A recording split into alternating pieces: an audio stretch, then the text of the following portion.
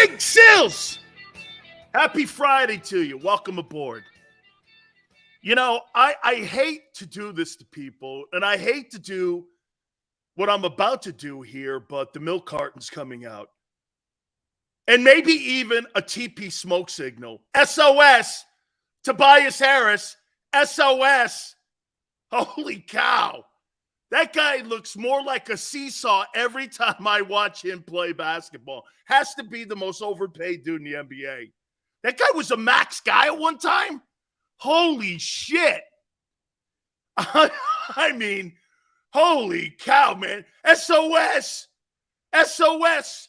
SOS. Hey, I feel like I'm Aaron Rodgers now. Put the smoke coming out of my teepee here. Holy cow, did the Sixers shit the bed last night. Not a chance they go to Boston and win. Thing's over, man. You had your shot. Everybody was liquored up at the Wells Fargo Center. You're all liquored up. You're ready to kill Boston, and you lay an egg. Bang. Holy cow. Hey, tell me I'm wrong when I make this comment about Joel Embiid. This guy's turning out to be the Kirk Cousins of the NBA. Dude, you can't not carry your team in the games that matter. You can't not carry them. You have to be the dude. Bryce Harper last year hitting those home runs in the playoffs, right? You got to carry your team, dude. You're only going to be gauged on how great you play in the postseason. That's how Jordan has the upper hand on LeBron. That's how Brady has the upper hand on Peyton Manning. Dude, you when the lights are hot, you can't melt. You can't be a stiff and telling me you want the basketball. I got to go get the ball. Hoss, stop talking. Go do. Don't you hate people explaining failure? Man, I don't want to hear you explain failure. I want to see success. Every sport, people try to explain failure. Look, dog, everyone understands something in sports. You're going to fail more than you succeed. You're just going to. You're going to learn from those mistakes. Man, Boston's going to close you out. Doc Rivers won't survive. You can't keep putting your name on the test and say you passed. Guy got his MVP award, and guess what? He's going to be sent home again. Come on, man. Joel Embiid will forever be, until he changes that narrative, the Kirk Cousins of the NBA. Dude, you're not going to be ever compared to Moses. Moses dropped the title on Philly. Wilt dropped the title on Philly. Okay? Putting your name on the test ain't going to cut it, guy. Good night, almighty, man. And one more time. I've never seen a guy get a hall pass more than Tobias Harris. I mean, this guy here, man, he makes so much money and totally does that guy shit the bed. Whoa, how you doing? All right. The NFL schedule came out. Whoa, man, did you see that Philadelphia plate of games that you got to run through? Whoa. Oh, wait a minute. Here we go. Are you ready, everyone? Xander, wait a minute. Whoa. Oh, wait. I got to pucker up a bit here because that schedule's a little bit frosty. Hey, man, get this. As much as that division in the NFC sucks, you still got to run through some great teams, and there's a stretch of ball games that you got to get through. You ain't taking on Davis Mills and Kenny Pickett. What other stiffs did you? What is it? Cooper Rush. You got a bunch of dudes right in consecutive weeks. Whoa. You're going to be ready to rock and roll here. We're going to look at the schedule here in a minute. Ton of stuff to hit on. You know, before I look at the schedule, though, you tell me if this is true. I wrote this down after I saw that schedule last night. I don't give a shit how much Jalen Hurts makes. All the goodwill here on May 12th, you know, everyone's feeling good, running around the picnic bench. Everyone's in love. Sean Desai, Brian Johnson yesterday meeting the media. Everyone's giving high fives. Everything's going great. Draft choices, look, everything, right? 2023 is going to define Jalen Hurts and how you think of him. Because you know why? You're playing people. You're going to be matched up against some of the elite dudes in the league. Remember the exercise we had yesterday? Hate to say this to Eagle fans, the lesser team won the Super Bowl. You may have a better roster, but you're going to be in games this year where you don't have the better quarterback. Or you may. That's why I say 2023 defines this guy and how we're going to look at him. Because you know why? With that schedule, you're lining up against pretty much all the big dogs. Philadelphia struggles against Dak. 8-3, 7-1 since 2017. You got to get through Dak first.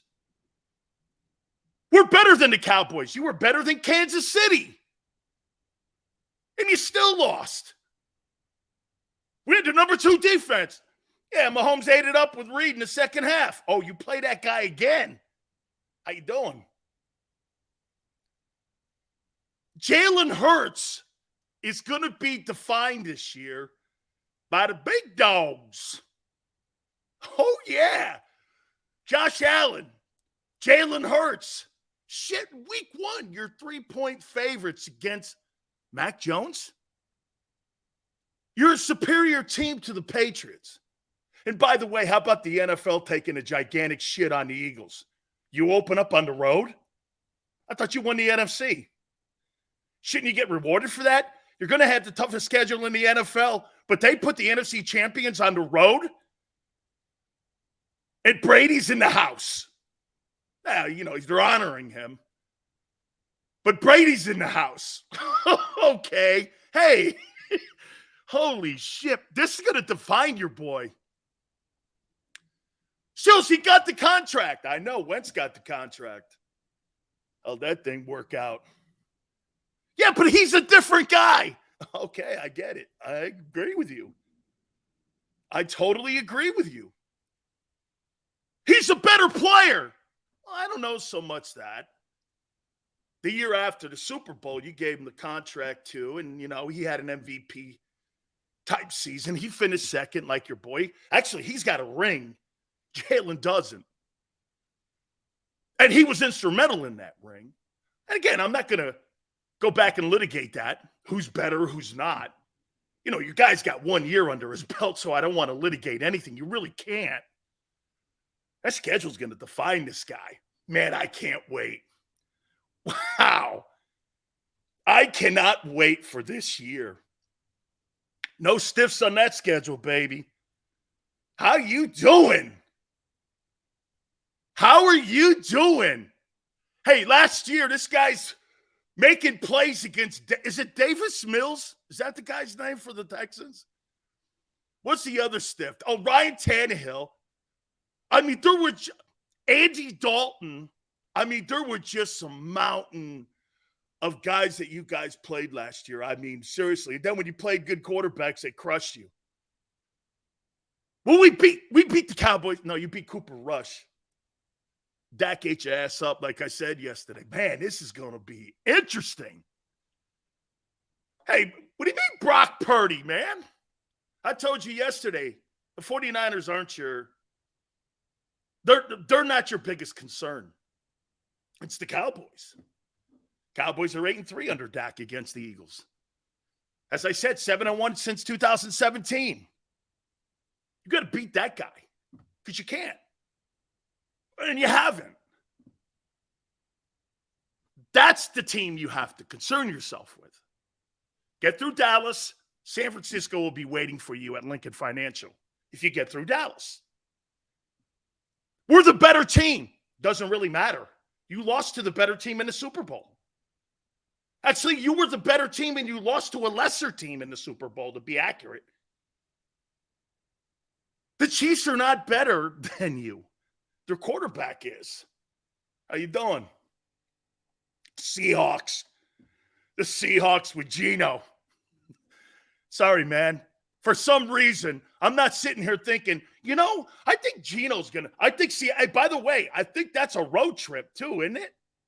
Going to Seattle, 12th man, that's a pretty tough trip. A lot of people that go up to that place lose ball games up there. How you doing? Toughest schedule. Last year you had the weakest. This year you have the toughest.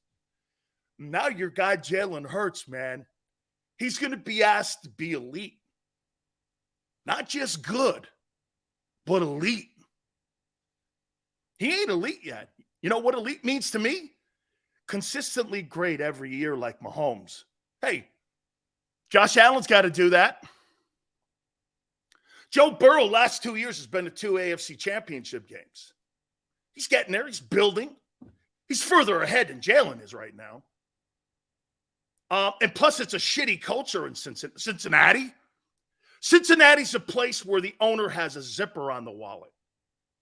You got to remember that. Cincinnati. The only thing they have there is chili. They have football teams. Geno Smith, you're going to throw at Big Sills? Okay. I'd rather have you throw chicken wing Purdy at me. Yeah. Hey, and dude, the one thing I'll say to you about Kyle Shanahan one more time about that 49er crying. Dude, you know that movie, The Crying Game? They should watch that. The entire organization, The Crying Game. Because that's the theme of the San Francisco 49ers, is the crying game. From now on, that NFC title game that we saw in January will be known as the crying game. Okay? I mean, hey, man, if we played with 10 guys and Dumbo Samuel still moaning about it, we only played with 10 guys. Well, it's called a football play.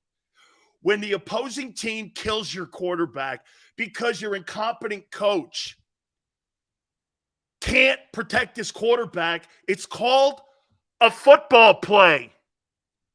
Hitting, tackling. Kyle Shanahan, most overhyped coach in the NFL. And the only reason he's in the NFL is because of nepotism. Last name Shanahan. How you doing? Anyway, we're going to look at the schedule here in a minute. And by the way, we understand this, that in October, this whole thing could change with injuries. But we look at it right now here on May 12th and how you line up. I think me looking at the schedule here, I would say this. By the way, you're not favored in the Jets game. Oh, really? The Jets, who haven't been to the playoffs in 12 years, are favored as of now, according to the guys in Atlantic City and the guys in Vegas. The Jets? The Jets. Jody's probably like, yeah, the Jets, Sills. Fireman Ed. Now Aaron Rodgers and Joe Namath. Congratulations. How about that too, man? Look at the impact that Aaron Rodgers has made on the Jets already. 6 primetime games. Put them on Monday night, and the Eagles open up on the road against the Patriots. How you doing? How you doing? Let's look at this, man. By the way, I guess Jeff Bezos must have cried because there's some pretty good Thursday night ball games. So I guess he must have cried to the NFL. This is shit. This is no good. I don't like what's going on. There's some pretty boss games that are going to be on Thursday night. Okay? Yeah. Hey, look, I'm just saying, your boy, man. Look at those road games that the Eagles have this year. Oh, man, this is going to be an iconic content year. That's my prediction in Philly. Can they weather through it? Let's get through it now. Let's get to it here. Yeah, let's get to it. Patriots home opener, a 425 game. That's the first game of the year. Tom Brady's being honored. They send your ass on the road. You're 3-point favorites in that ball game. Are you better? Yeah. Is your quarterback better? Yeah. Is your coach? Absolutely not. And by the way, would we not agree how appropriate this worked out? So Matt Patricia's now on the Eagle coaching staff, and you open up against the Patriots. I don't know. You know me, I'm a big conspiracy guy. But Matt Patricia is on the Eagle. He's on the Eagle coaching staff. I think he is. And you open up against New England. Okay. I get it. Sure. Okay. Hey, New England, Bill O'Brien now up there. It's no longer Belichick and a cast of fools that are now the OC. Do I think the Eagles win this game? I do. You should. Home opener for the Patriots is against the NFC champion, Philadelphia Eagles. Could you make it a more difficult game, though, for Jalen? Bill Belichick is probably chopping tape up right now how to stop the RPO. The greatest coach in the history of the National Football League he has to contend against. And by the way, his forte is defense. That game will be tougher than you think. Okay? You open up with that. Then you turn around and you've got the Kirk Cousins Vikings. Brian Flores, another disciple on defense. Gee, isn't this working out with Matt Patricia being on your – dude, I don't know about you guys, but how is this working out that you had Patricia on your coaching staff in the first two games are against guys he worked with and for? Bill Belichick in week one, and then Brian Flores, who's the defensive coordinator now in Minnesota. And Patricia knows all these guys. I don't know. Okay? JM, Hurts isn't playing Shula, the actual greatest coach. Sorry, JM. I love that Belichick cheated. I love that Belichick had gamesmanship. I'm glad that you think he cheated. As far as I'm concerned, it's gamesmanship. You have to walk into a stadium always with the pretense of knowing that Belichick may be doing something shady. I've already won. Before you get off the bus. Hey, are the headphones working? Wait a minute. Somebody's bugging the coach's booth. Wait, how come the lockers aren't right? How come the towels are too stiff? Oh, man, it's great. I love that shit. I do. Kudos to the Patriots for always making you think that these guys are running a scam on you. I think it's one of the greatest things of all time. It's what the Raiders used to do. The Patriots are the modern-day Al Davis Raiders. Make you think before you get off the bus, what are they doing now? Oh, they're winning. Belichick did nothing without Brady. Parcells did nothing without Belichick. You want to play the game? I can too. Name me one Super Bowl. Or name me one Super Bowl Bill went to that Belichick wasn't on the coaching staff. Can you? You can't. Because it hasn't happened. Bill Belichick, every Super Bowl championship that they won in New York was the DC, and he was on that staff. And even when he got fired in Cleveland, he became a special assistant to the head coach when Belichick took that Patriot team to the Super Bowl against the Green Bay Packers. Every Super Bowl that he went to, Bill was on the staff.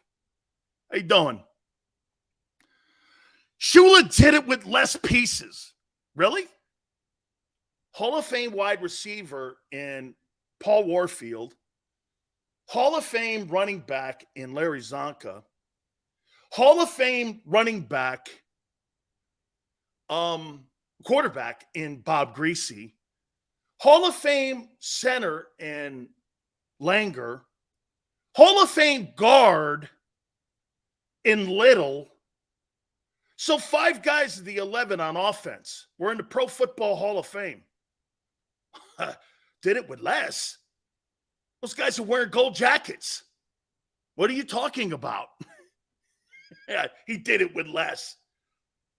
And I always bring this up to you. Name me one Hall of Famer they won a Super Bowl with in New England. Name me one Hall of Famer. Gronk? Who else? In 21 years, name me one Super Bowl that they won with a Hall of Famer outside of Gronkowski. One. One on offense. Again, name me one guy on offense outside of Gronk that won a Super Bowl. That's a Hall of Famer.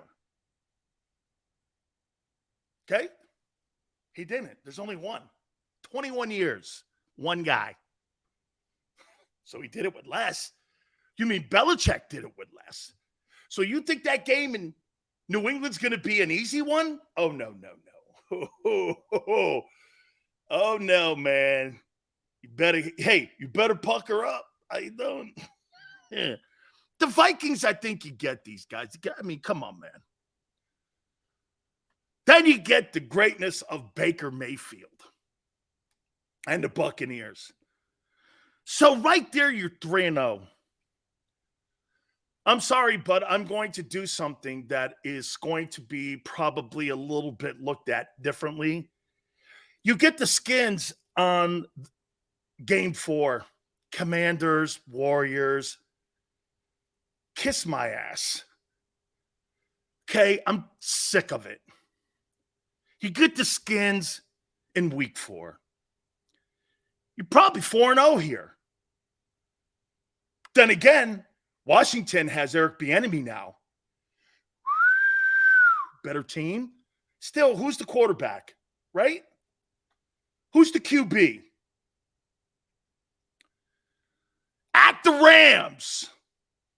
I don't know. Well, I know Sean McVay's a 10-time better coach. And I would take Raheem Morris, too, over your DC. So the coaching is better in Los Angeles with the Rams. The quarterbacks won a Super Bowl, even though I would never call Matthew Stafford elite. The wide receiver is great, I guess, with Cooper Kupp. Aaron Donald's a great pass rusher. I don't know. Jalen Ramsey's no longer in the secondary. I think you go in there and win that ball game, too. Holy shit, look at this. Eagles are out to another strong start, man. Then you go to the land of Jody McDonald, MetLife, and you take on Aaron Rodgers and the Jets. Woo! Joe Douglas, former executive. How you doing? So wait a minute here. Look at this. There's a W, 5-0. Damn. Looking good. You're underdogs in that game. Only 3 on the schedule, probably. I think Aaron Rodgers, I think this game here, I would pick the Jets to win this game at home. You know why? That defense and that secondary and those no linebackers. Aaron Rodgers is going to kill that team. There's an elite quarterback. You don't play well against elite quarterbacks. Right there, baby. I'm going to put an L there. So now you're 5-1. Just looking at it here from 30,000 feet here. Then you got the Dolphins. It is at home. Sunday Night Football. Jalen Waddle versus your secondary, along with Tyreek Hill. This is all going to be whether or not Tua's standing up or not. It's the battle between Tua and Jalen Hurts. We did last year. We beat Rodgers last year. Yeah, I know. It's a different ball team. It's a better team than what the Packers are. The Packers are going to finish in last place in the NFC North this year. They don't have talent on that offense. You know what? That's why they're pumping the brakes on all Packer fans. Hey, Jordan Love. Jordan Love. Really? So you go from Brett Favre to Aaron Rodgers to Jordan Love. Good luck. Jordan Love. Okay. Jesus criminy. Hey, welcome to the land of not being relevant anymore. Yeah. You're back into the land of Lynn Dickey quarterback in the Packers. Yeah. That era of like nobodies. Magic Man. Lynn Dickey. That's where you're back in the land of. That's where the Packers are going to be. Packers got one of the toughest schedules in the NFL, too. Good luck. That team won't win 5 games this year. Dolphins, I think you beat the Dolphins. That's going to be a difficult ball game. But you know what you're starting to look at now? You're starting to look at Stretch as a pretty decent quarterback. So you go from Rodgers to Tua. Hey, one thing we learned about Tagovailoa last year, I'll say this to you. He can play. It's just a matter of whether or not he can play every week. He can play. He's accurate. He can play. You hold your breath when it comes to his availability. Nope. The reason they gave him the contract extension, and Chris Greer gave him that, rightfully so, was because the kid can play. It's all about availability with Tagovailoa. Tua's not bad, man. Hey, Tua can beat you. And Tua's got a lot to prove because you know what everyone's saying? Here's what Tua's saying. Damn, Jalen got the extension, and I got the option picked up. He's behind him. Jalen's pulled ahead of Tua Tagovailoa. He's pulled ahead of him. Jalen has. Okay, he has. He's pulled ahead of him. And so he's going to want to play his ass off in this ball game. Then you got the skins that you're building. You guys are going to split with Washington. You always do. So this will be an L. So right now, 1, 2, 3, 4, 5, 6, and 2. Heading into Dallas, baby. And Dak is back. Heading into Dallas, 425, first week in November. Lincoln Financial, right before the bye week. You got the Dallas Cowboys and Dak Prescott, who's 7-1 in the last 8 ball games against the Eagles, who last year was 78% against your number 2 ranked defense, and you're lesser this year of a defense than you were last year. What do you think happens? You're going to split. Pick one. You're going to split with the Cowboys. You're not.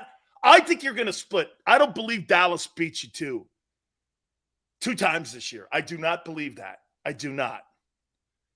Okay? So do you want to have the loss at home?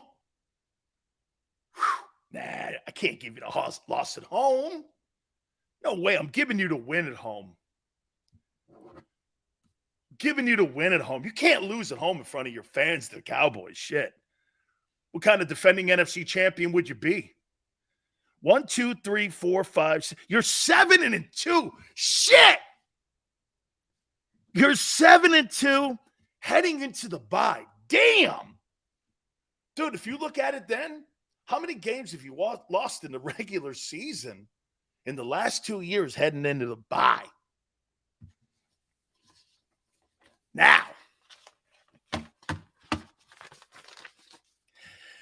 Now we get into a tad bit of a stretch. Monday Night Football, Kansas City Chiefs at Arrowhead. No way. No way. No way. Not a chance the Eagles beat the Chiefs. The first game, 2 years ago, they ran the ball for 250 yards on you. Last year, they had a lesser team and took you apart in the second half. Not a happening. There's an L. Now you're 7-3.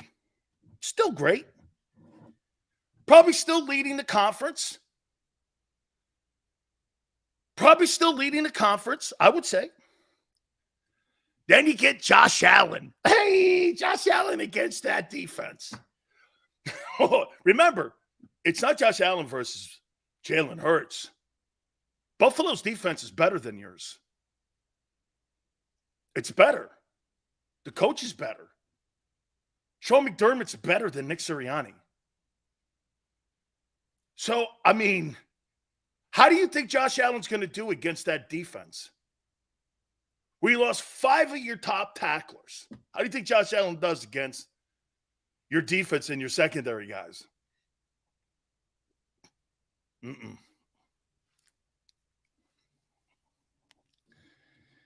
At L. Not bad. Still 7-4. Making the turn. You're 7-4. Then you get the 40 whiners in week 13. You get them at your place. And Chicken Wing Purdy should be ready. Ooh, I don't know, man. Little momentum. This could be I might have to come back to this. I might have to come back to the Niner game. Then after the 49ers, you don't have the Cowboys in Arlington, do you? Well, that's the L game. L. That's 7-5. We'll get back to San Francisco here in a minute. So you're now 7-5. And now you got to go to Seattle. Oh, my God. Look, I think you win that game. That'll be a very tough football game. I think you win that game. So now you're 8-5. Are you still leading the division? And are you still the top team in the NFC record-wise?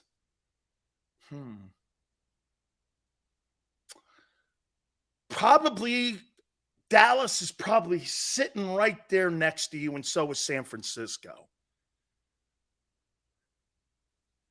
I'm going to say you beat Seattle. Now you're 8-5. Hanging in there. Then you got the Gigantes.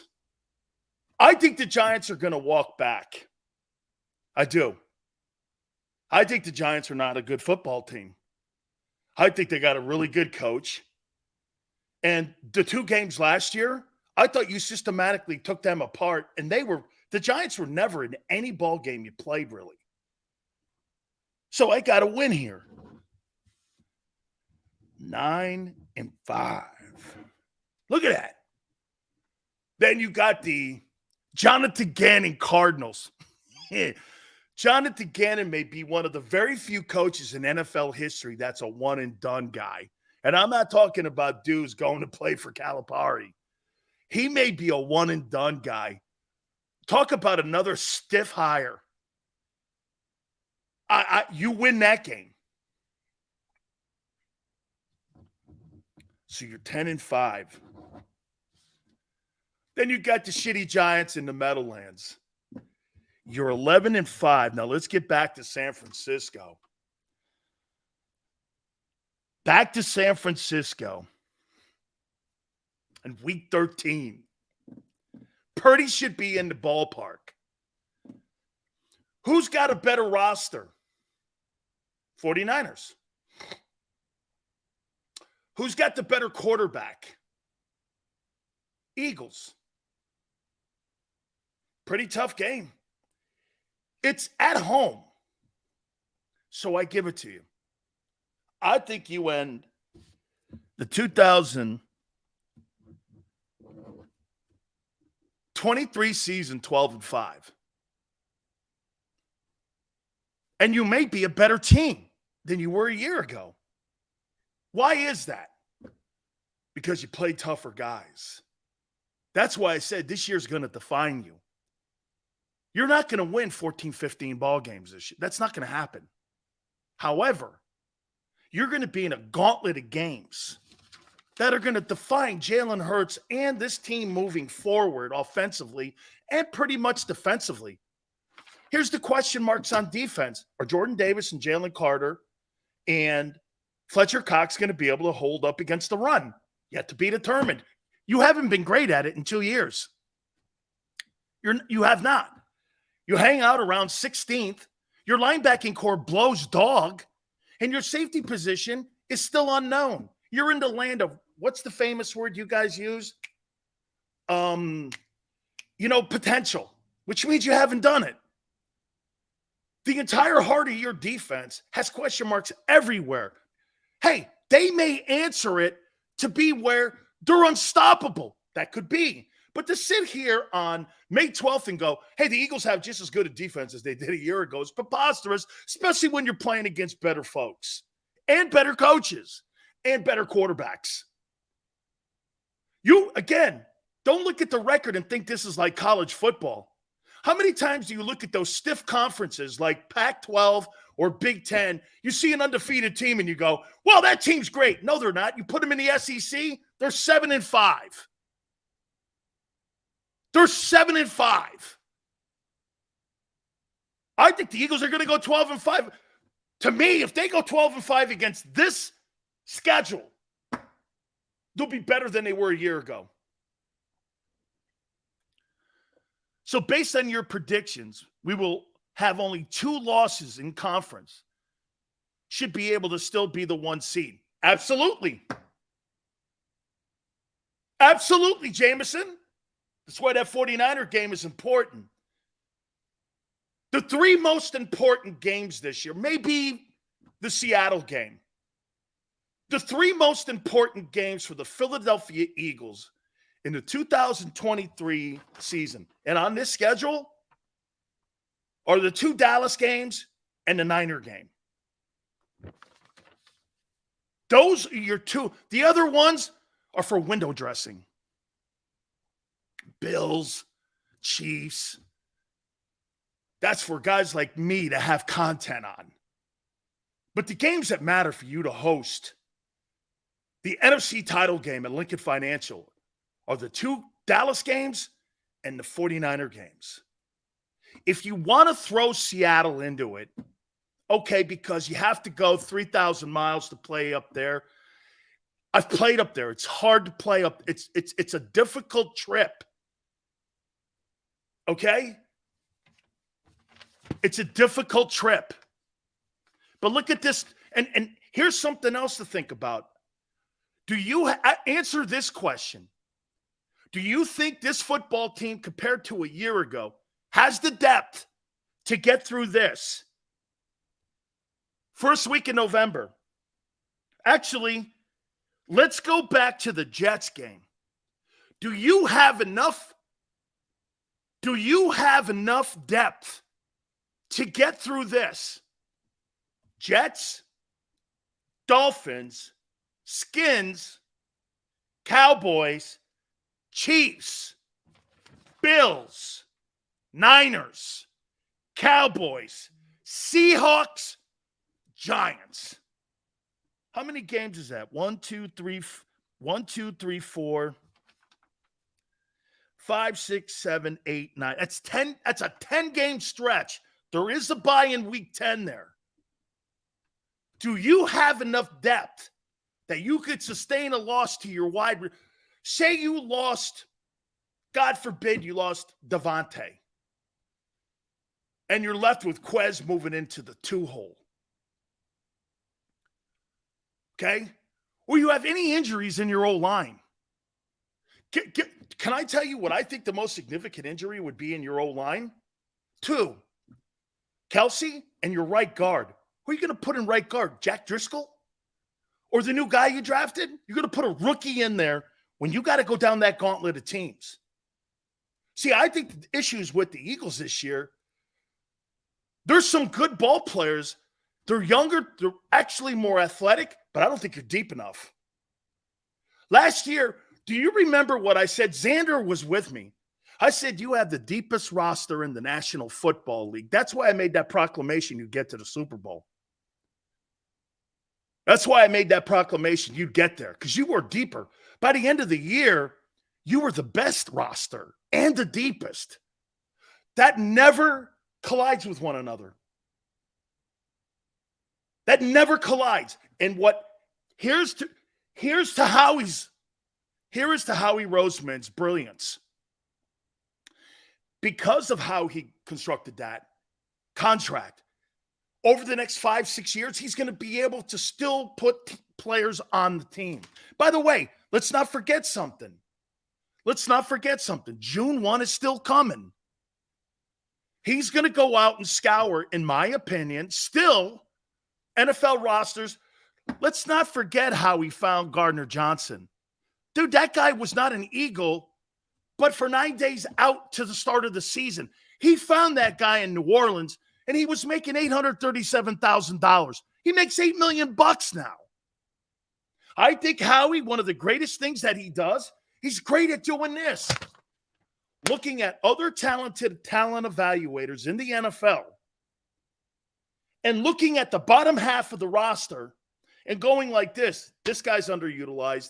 This guy's a good ball player. I liked him coming out of college. I think we can make a move for him. You see, people are catching up to him now. Howie goes to places like Mickey Loomis, New Orleans, John Schneider in Seattle.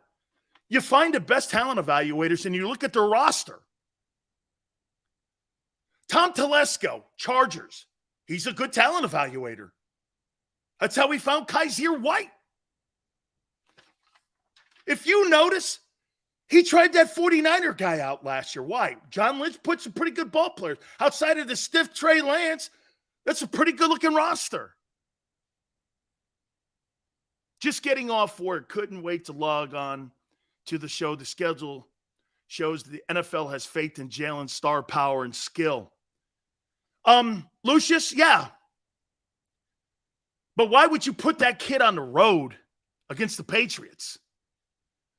I thought that was a slap in the face. The Eagles should be hosting a home game. But that's okay. I mean, look, there's some – how many star games? 1, 2, 3, 4. I think there's like 6 really good ball games here that are in prime time. Yeah. Yes, but the face of the league now this year is Aaron Rodgers. Aaron Rodgers has 6 premium games. Fly goes like this, the Patriots have no talent. Dude, a Kansas City Chiefs team had lesser talent than you and beat you because of shitty coaching. Shitty coaching and a quarterback beat you. So before you say the Patriots they have better coaching than you, I actually heard an idiot on WIP say that Nick Sirianni's a better coach than Bill Belichick. I mean, seriously, that's one thing you don't get here with Big Sills. We don't pom-pom wave. That's an idiotic comment. Bill Belichick has forgotten more games that he's won that were significant than Nick Sirianni has been in as a head coach. It's a ridiculous comment. Shit, the most experienced guy on the Philadelphia Eagles staff is Matt Patricia. That's why he's been brought in. Look at all the people that you're going to have to deal with that were one time working for Bill. Shit, man. Your first two ball games, the D coordinator of Minnesota and Belichick himself. Come on, man. Current Bill? Tony, yes, current Bill. Holy cow. So because Jalen Hurts has the better quarterback, because why? Nick had the play calling duties taken from him with his dumbass play calling when he was 2-5. And you're going to try to sit there and tell me he was some sort of strategist? Congratulations. Your offensive coordinator is your quarterback. How the Eagle offense took off, having trust in Hurts. I disagree with John McMullen. John McMullen tells people that Shane Steichen's the greatest play caller on the planet, or he's one of the best in the league. How can that be? RPO is not play calling. It's designing of scheme. The quarterback's decision-making on each and every single play, whether to keep it, block and release on the tight end, throw it, screen it, is all up to the quarterback. That's not pre-snap decision-making. What they have done with Jalen Hurts is taken progression reading out of the offense. There's no progression reading in offense. That's RPO. Like, Jalen doesn't have to sit back there. They do have play designs for that. But Hurts is not going to sit back in a 9-step and he's going to sit there and progression read. RPO, it's counterproductive to RPO. You don't have reads except the safety, the linebacker, on whether to keep it or run. And he's the best at it. He is absolutely, tell you this, like I said, I think he's a better decision maker on the field and better general of that than Josh Allen and Lamar Jackson. He's one of. I told you this before too. When they were constructing and having those Wildcats, they could never find a guy who could throw the ball. Jalen is the best passer of the football in a Wildcat type scheme maybe I've seen ever. That's why the Eagles are paying him $51 million. Jalen Hurts is not a 4,500-yard passing guy a year. Jalen Hurts is going to beat you with situational decision-making each and every single game. Whether to throw it, run it, what have you. The versatility in the Eagle offense, that's what makes them special. There's two things that make the Eagles special. Hurts' decision-making and that O-line. That's why the Eagles invest big equity draft picks in that offensive line. And what did Jimmy Johnson say last week on this program? He said the most important coach that's on any coaching staff is your offensive line coach. I don't care about a D-line coach. I don't care about a quarterback coach. I don't care about a linebacker coach. He said that Jeff Stoutland and Bill Callahan in Cleveland, you think there's any coincidence that the Browns have the second best O-line coach in the NFL in Bill Callahan? Bill Callahan is now with Deshaun Watson. The biggest hire is not Kevin Stefanski. It's Bill Callahan. That's why the Browns are going to be good, because they have the second best O-line coach in the NFL. That's a fact. Every throw Jalen makes, you expect a completion. Best decision maker, who cares? That's right, Eagle, completely. And what is great about the Eagle offense, especially against a schedule like this, you know what makes it great? Jalen Hurts is not going to look at numbers. Jalen Hurts is going to look at situational decision-making. You see, situational play calling is what got the Buffalo Bills in trouble with Ken Dorsey and Josh Allen. Situational decision-making is what runs the Eagle offense. Shane Steichen has jack to do with that. Now, they customized an offense and the trust they had in Hurts. It's twofold. So here, let me give you the better example of this. Let me give you the better example of why this thing here. When Hurts got hurt and they tried to do the RPO system and they had play calling with Gardner Minshew, it was a train wreck. They tried to run the Jalen Hurts offense with Gardner Minshew. If Shane Steichen's this fabulous play caller, how come that thing looked like a shit show? You mean to tell me you couldn't come up with a guy's skill set in Minshew that could have had a better game plan? You couldn't beat the shitty Saints? Come on, man. Play calling. We'll see. I'll make this point to you about Anthony Richardson in Indianapolis. That thing's either going to be a grand slam or one of the biggest colossal Chernobyl meltdowns ever. And the way that the quarterback decision-making with Jim Irsay and the Colts has been since Andrew Luck, which side of the aisle do you think you're on? That it's going to be a success or failure?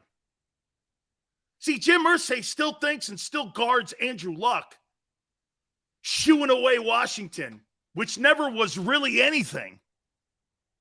But he's so hurt that guy decided to walk away from the game that he's still trying to replace him instead of going out and doing what Howie did. That's what makes what Howie Roseman has done with the organization 10 times better than anything that they've done in Dallas. He's replaced Andy Reid. They've replaced Chip Kelly. They replaced Doug Peterson. They're on Nick Sirianni. They got off of McNabb. They got off of Wentz. They got off of Foles. They got on to Jalen. When you can consistently keep your game plan and the way you do business rolling, like Pittsburgh.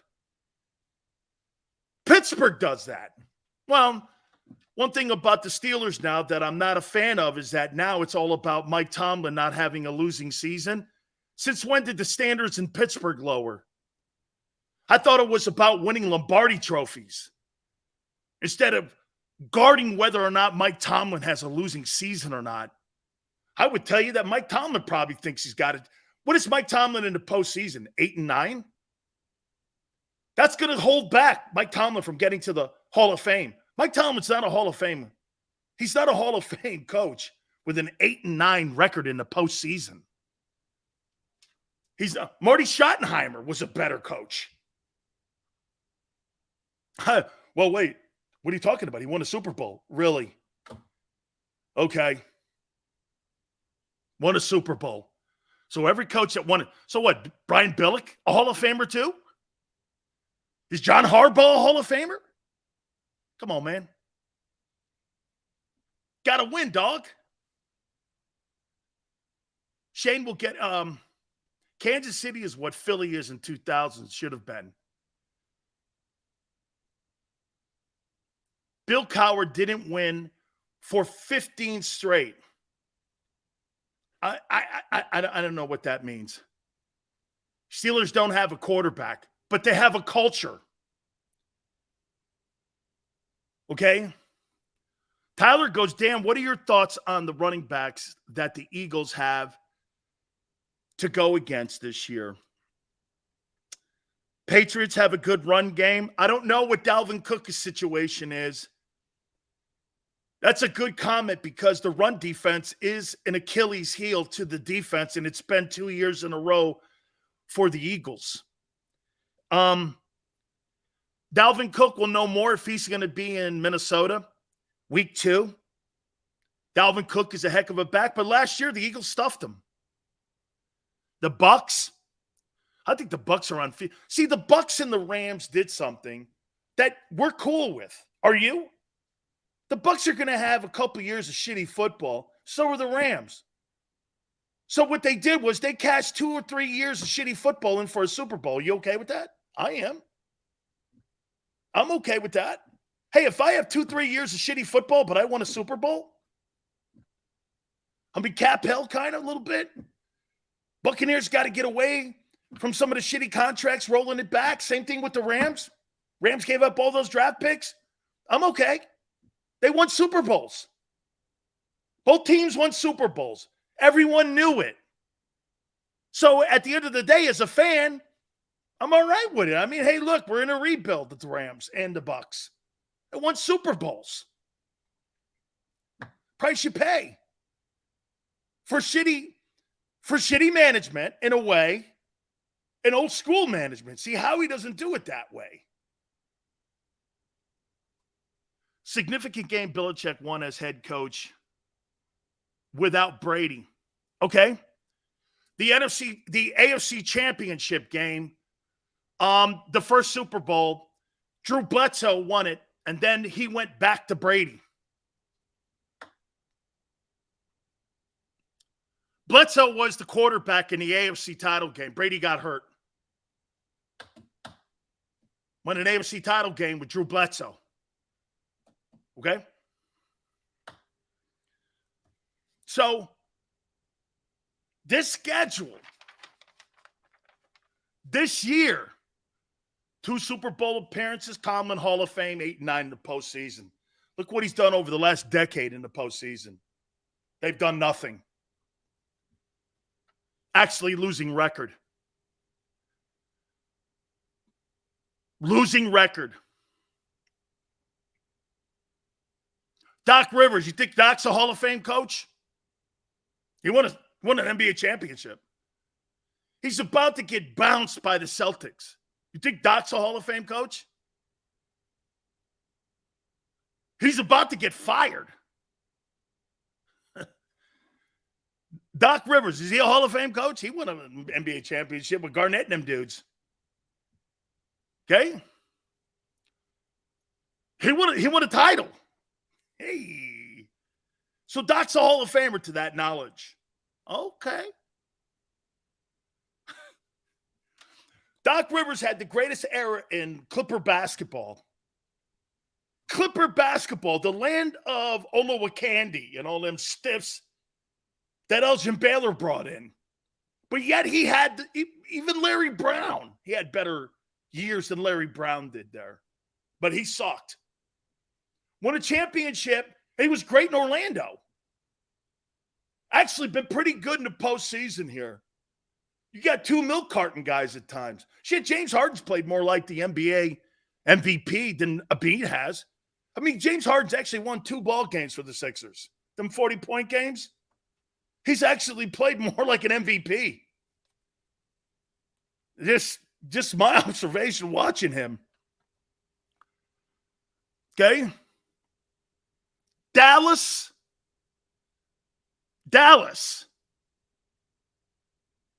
and the 49er game are the games this year that you're going to have to win. If you sweep the Cowboys and you beat the Niners, you're clearly hosting the NFC title game. In my opinion, you're hosting the title game at Lincoln Financial. I still think, I think you're going to end up something like 12-5, somewhere in that room, barring any injuries. Knock on wood on that. I don't think here's the difference so far on May 12th. Now, again, June 1's coming around the corner here. June 1's coming around the corner, so Howie's probably still got it. He's got another shopping day yet. Howie's been shopping 3 times, right? Beginning of free agency, the draft. Okay, after the draft, signing those.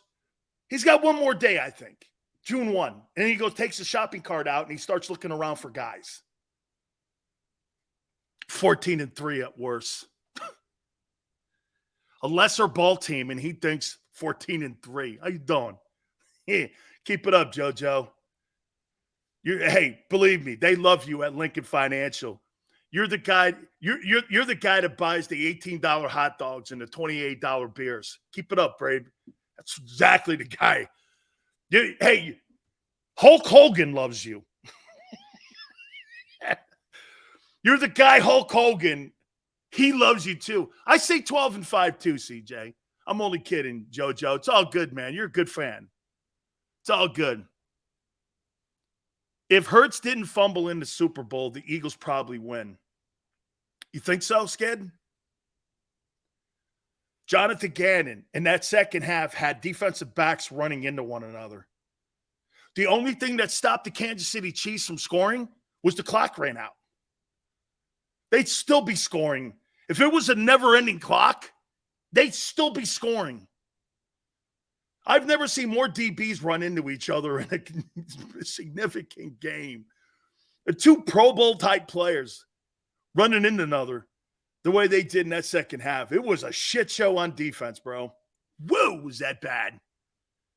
Patrick Mahomes, do you know he had one incompleted pass in the second half? And it was a throwaway.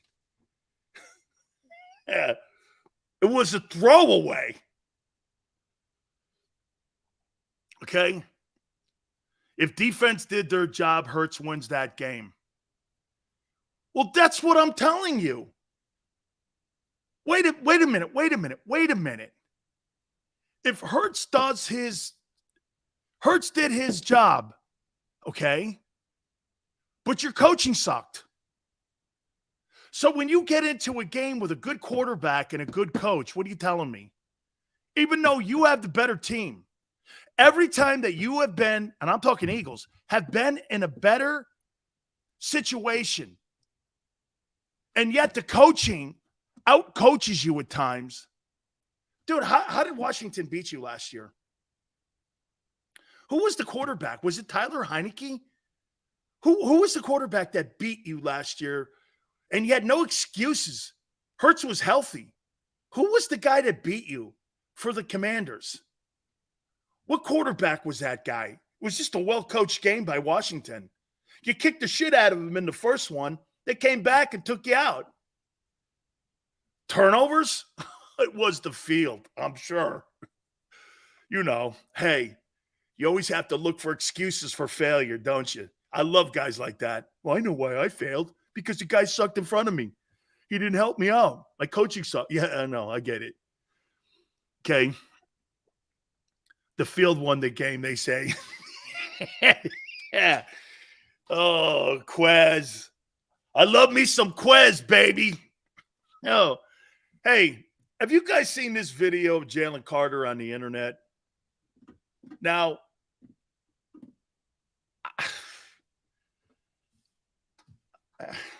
I want to look at some Thursday night games, but I got a comment about Jalen Carter here.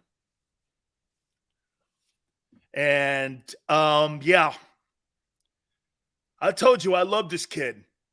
And I agree with Jason Kelsey. Okay? But I got a comment to make about this guy. I'm about to jump in this kid's ass here a little bit. Son, I want you to look at me because I know everyone at the NovaCare Center watches my show. Tracy, kid, don't fuck this up. Don't. Don't mess this up. I'll explain. Hour number 2, hit the like button. Keep it here on the National Football Show. Do you stream on a Roku, Fire Stick, Google TV, or Apple TV? Now you can watch 6ABC 24/7 with the 6ABC Philadelphia streaming app. And the big story on Action News. Search 6ABC Philadelphia and start streaming today. Go to get your game on. Go for the beers. Go for the cheers. Go for the hit and the hits. Go for the stakes and the stakes. Go to get your parlay on. Go to get your party on. Go for the scene. Go for the screens. Go for the gallery. Go for the win. Go to Ocean. Visit theoceanac.com to plan your visit. The greatest fans on earth. It's a bold statement, but would you expect anything less from Philadelphia? 58 years of heartache creates a toughness, a grit, a resolve not found in most. Sure, our prayers were answered, but now that we've had a taste, we're looking for more. Pondley Hockey, official partner of the Philadelphia Eagles.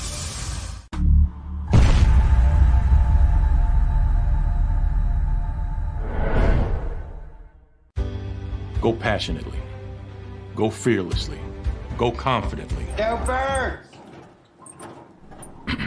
Go confidently towards your goals with First Trust, Philly's hometown bank for nearly 90 years, and the official bank of the Philadelphia Eagles. We're focused on getting you over the goal line. So go with conviction, go with trust, Go Birds! and go forward with us by your side. First Trust Bank, the official bank of Philadelphia dreams. Oh, and go Birds.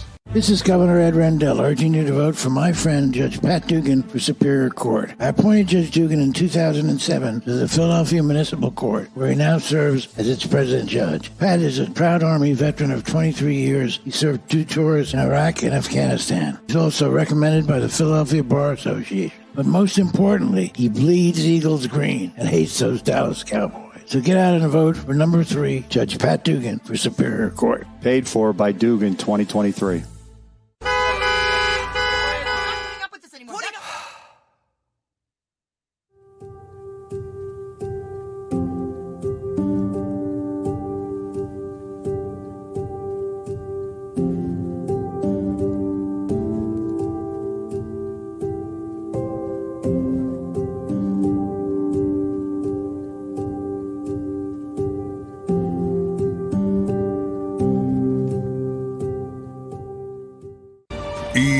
EAGLES, Eagles.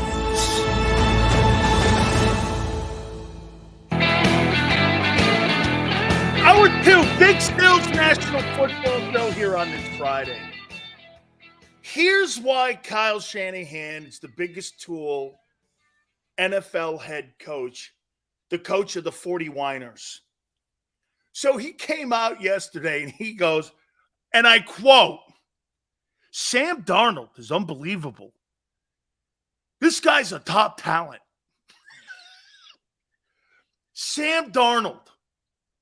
I'm supposed to believe that. This guy is an unbelievable talent. Oh, my God. I can't believe what I'm watching here in Sam Darnold. Holy shit, unbelievable. He is one of the greatest quarterbacks that I've seen. I cannot believe that this guy, what a top talent. I'm like, there's nothing redeeming about you that has any quality that anyone believes. Like, I used to tell chicks this a long time ago. There's not one redeeming quality. Hey, do I get a chance to meet your grandparents? No, because there's not one redeeming quality outside of your body that I like. I'm sorry. Big Sills was a bad boy back in the day. You're not meeting my grandparents, man. Shit, my grandma, man, I brought somebody home one day. My grandmother went, don't ever bring a whore in our house ever again. Yes, Graham. Okay, yeah, I got it. Hey. My grandma, don't ever do that again. This chick had lipstick, everything going on, right? My grandmother, man, she's like, gets up from the table, go to the bathroom. I know she heard. Don't ever bring anything like that in my house ever again. You go, okay, Graham. Oh, man. Yeah, that wasn't working for my grandparents. And my grandfather's laughing, of course. And he's over. My grandpa's doing this. And my grandmother's like, ever again. Yeah. No, man. I was like, always like, yeah, just make sure, you don't say much because it's not good. I mean, it's not going to work for me. Yeah, no. Hey, I've been married 30 years, so, I'm dead now. I told you. But, hey, remember this, and here's one more little bit of advice, and I know we have new watchers every day. That's what Xander tells me. Just a little advice. If you want to be loved and fed, you marry a fat chick. Okay? If you want misery like me, you marry a smoking hot woman, and you have misery like me for 30 years. Just helping you out here. Just I'm just helping you out. Marital advice from Big Sills. That's all I'm telling you. You'll be miserable like me for 30 years. How you doing? All right. Here's what I would like to see the Eagles do. And I'm going to repeat this until someone does it. Please, somebody sign Matt Araiza. I love the fact that he decided not to settle a $50,000 civil suit. He says, no way. I'm not guilty of anything. Vet goes, Sam Darnold is a great quarterback. He's never had a fair shot or an offensive line to protect him. Under Shanahan, his scheme, he will shine.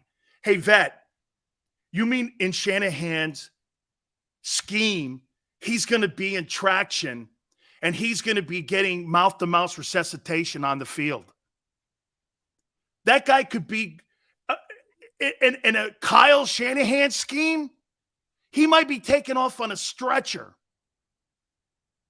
In a Kyle Shanahan scheme, honestly, they put the $6 million man together with prosthetics. That's what that guy's. He's going to need a prosthetic arm by the time. Ask Brock Purdy. He's going to need seriously, in Kyle Shanahan's scheme, what quarterback has he ever protected? What quarterback has he ever protected? Name me one. Every quarterback that has played for Kyle Shanahan ends up on the injured reserve list. Do you think there's a coincidence to that? RG3, Jimmy Garoppolo, Trey Lance, Brock Purdy. I mean, it got so bad, Christian McCaffrey had to finish the NFC title game. And he's such a numbnuts. What did he do? He took the guy out of a sling and he put him back out there in the fourth quarter. You don't think that damaged him more? Come on, man. He's not very good at protecting his guys. He's not in his scheme. Josh Johnson. Seriously, Josh Johnson. I mean, Josh Johnson is the equivalent of a captain on a cruise ship. He's been to more cities than anybody in the NFL has Josh Johnson. Seriously, man, what is it, 17 teams he's been on or some shit like that? I mean, it's crazy. Josh Johnson. Actually, Doug Williams loved him. I actually liked him when he was with the Bucs myself.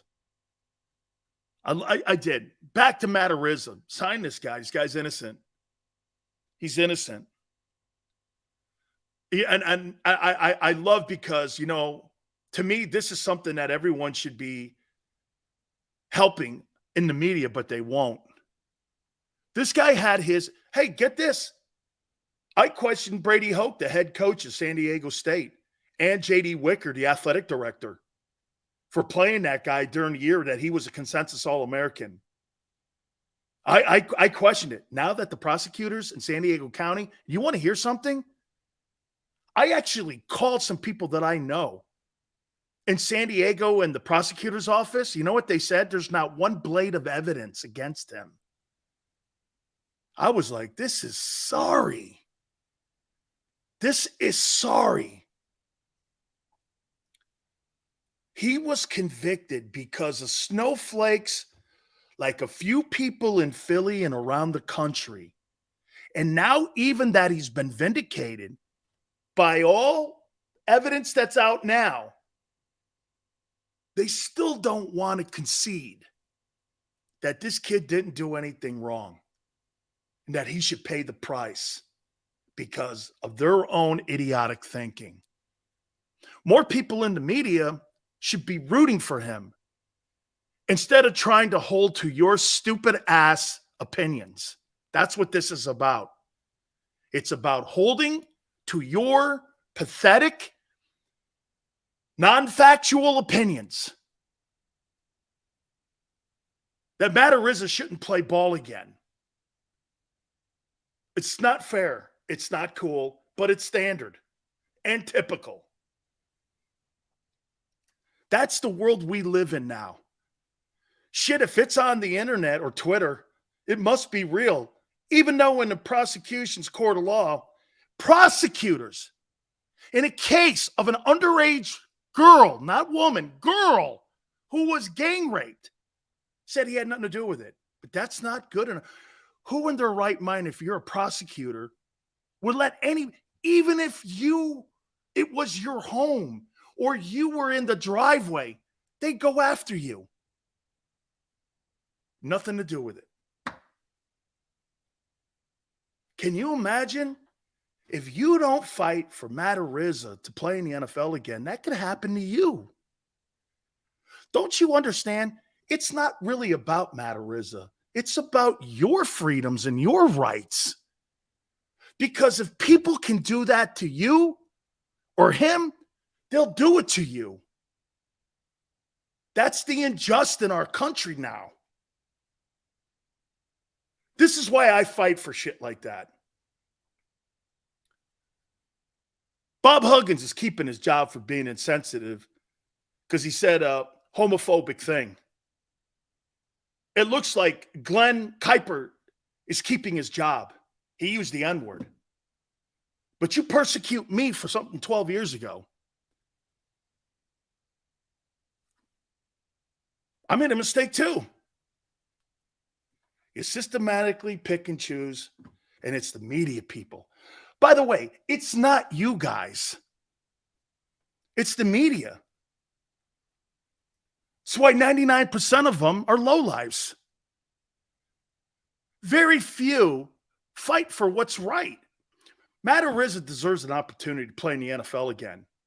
But you see, just like, you know what's cool? The Eagles were the only organization that had the onions to bring Michael Vick in. And I'm very proud that I broke that story nationally. Nationally. Google it. I'm the one, not any of your Philadelphia media people. I was the one. Tom Shaw told me. You know why? He was training him. Tom Shaw called me. You'll never believe who's in the building. I said, who? Andy Reid, Joe Banner, Jeffrey Lurie. I said, what are they doing in Orlando? Tony Dungy wanted them to come down and sign Michael Vick. I had that story at 9 o'clock in the morning. I walk in there.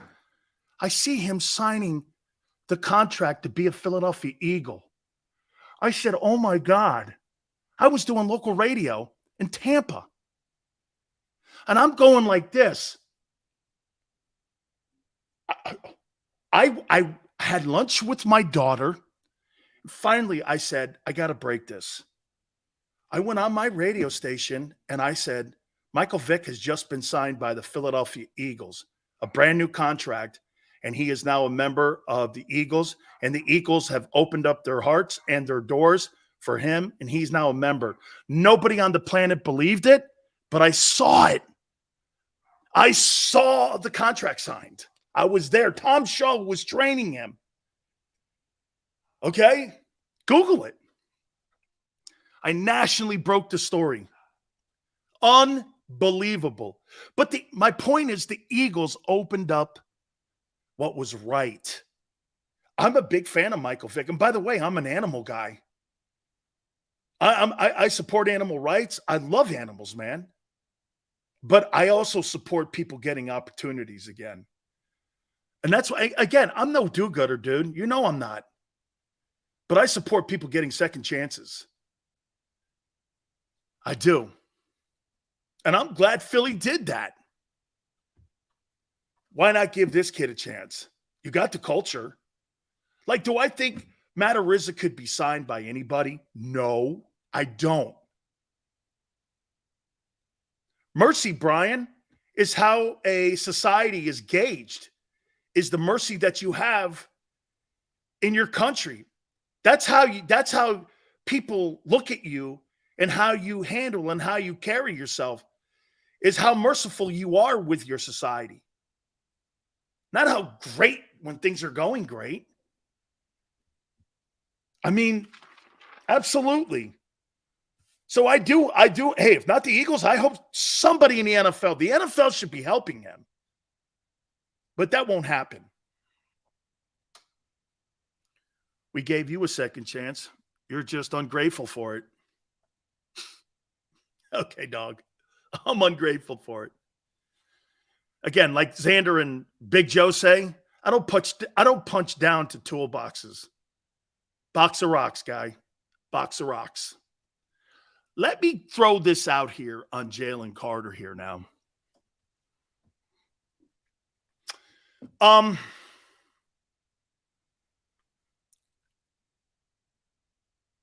I posted it and then I took it down because I realized that the colors of the Bloods are the same colors of the Georgia Bulldogs and was a bunch of the guys. And I said, well, before we start going nuts, let's not characterize people by a picture. Let's not do that. Let's get more intel. Let's be careful here of not stereotyping young black players. Okay? Let's be careful here. So before I had a rush to judgment, like many of you have out there, I wanted to take more intel in because it was a bunch of the Bulldog guys together. The colors are red and black. I'm not going to go there. I'm just not going to go there. But even a picture like that is deadly to Jalen Carter. Here's why. You know that guy that asked that question at the press conference when Carter was introduced to the Eagle media? I don't feel you're contrite enough in your statement on how that unfortunate circumstances happened where 2 people were killed. They're looking for it, son. They're looking for it. If I were you, I'd scrub. Hey, Bob Lang, everyone, scrub that kid's media. Remember what happened to Josh Allen? Had the N-word on his Twitter page. Go back and do everything you can to try to erase as much as that shit you possibly can when you were stupid and young and you felt like you were a narcissist and whatever. Get rid of it. Make sure that you are walking a straight line because people today are not going to give you the benefit of the doubt. This is just a bit of advice. Okay? Yeah, I saw it too, man. I'm like, God dang. And believe me, I don't know the full context, so I'm not going to go nuts here. Okay? I'm not. Okay? No, not. Just telling you, careful. They're looking for ways to take you down. Okay? Please, don't let them. They're trying to set you up. Go into your Twitter, all that stuff. Man. But I'm going to agree with Jason Kelsey here, guys. And I'm going to agree with Kelsey here. If this guy falls through the cracks, like I said yesterday, it was worth the risk.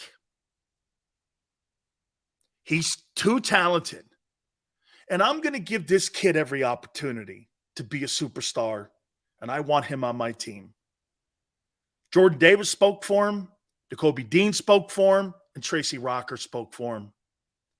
And I'm going to believe those guys because they know him more than you or me. So, and I did my, don't you think the Eagles did their homework? They got to guard that guy. And I said this to you yesterday. Right now here on May 12th, my guardrails with Jalen Carter are here. Please, son, don't let me have to start closing those guardrails in on you because I will. Because Howie Roseman's ass is on the line. Jeffrey Lurie's ass is on the line. Tracy Rocker's ass is on the line. And I'm not going to have you pull me down because you're doing stupid shit on the social media. That is not going to work. By the way, he's got a great agent and Drew Rosenhaus. I promise you, Drew is in his ass every day. I know Drew. Dude. They should have already done this. I'm shocked when I saw that. And again, a pitcher has 1,000 ways of looking at it. And perceptions are made off of pictures. Think about what I'm talking about here. You see a Confederate flag. What do you think of? It's an image. You think of John Carlos and Tommy Smith. You think of rebellion. There's no words said on any of those images. Images speak sometimes to a narrative that certain people circle around those images. Don't give them ammunition. That's all I'm saying here. Okay? That's what I'm saying. Because I want to see this kid play great. I think this kid's got greatness around him. I thought Jerome Brown had greatness around him, and he did. Maybe where I'm coming from here is this.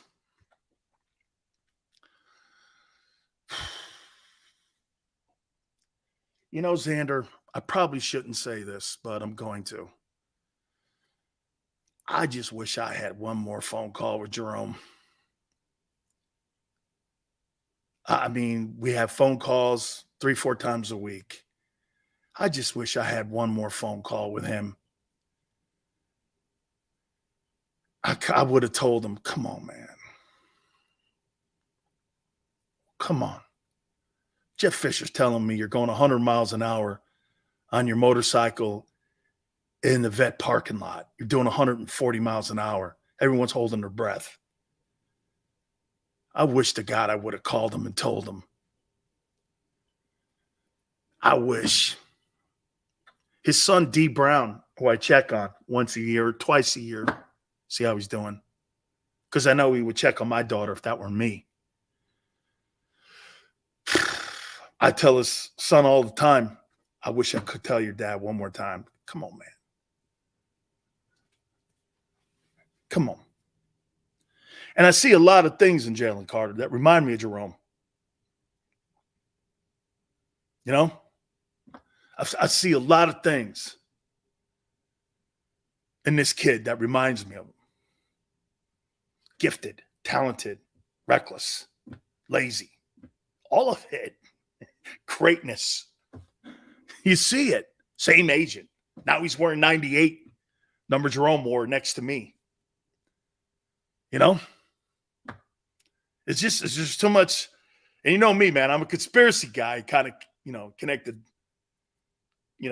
the lines and put the constellations together and do all that stupid shit.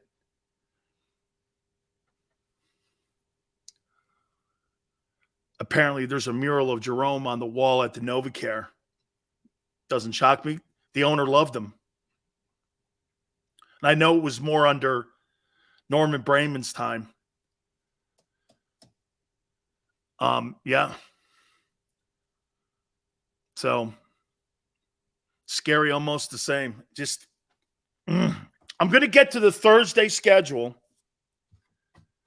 But I wanted to say that about Jalen because I saw that on the internet.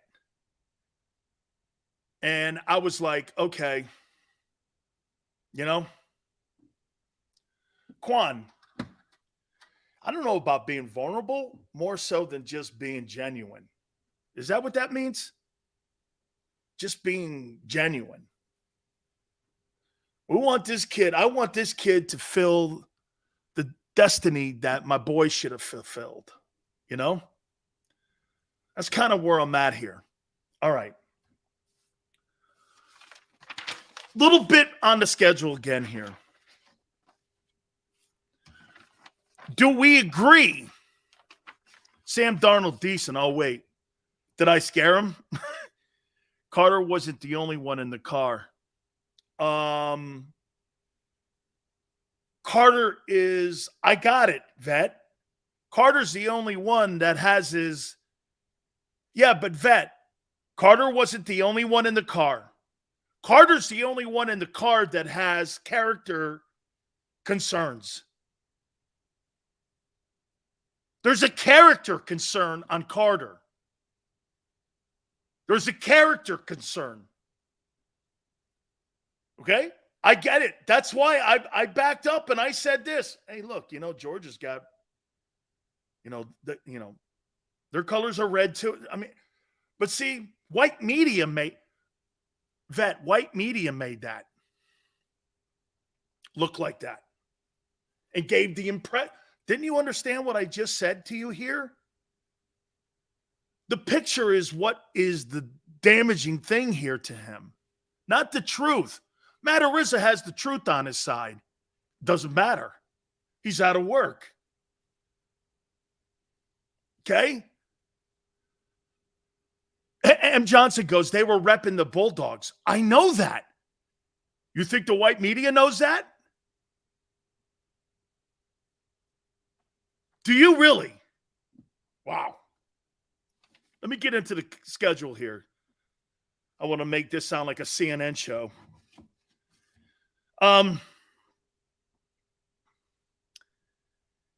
This stretch, the one thing, if I'm Howie, what's the one thing that Howie had, now that you know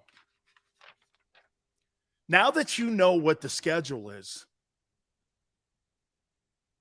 what's the one area of concern? Because watch this.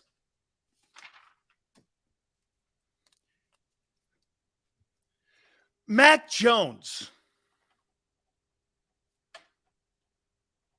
I'm assuming it's not Bailey Zappi in week 1. Mac Jones, first round pick. Okay.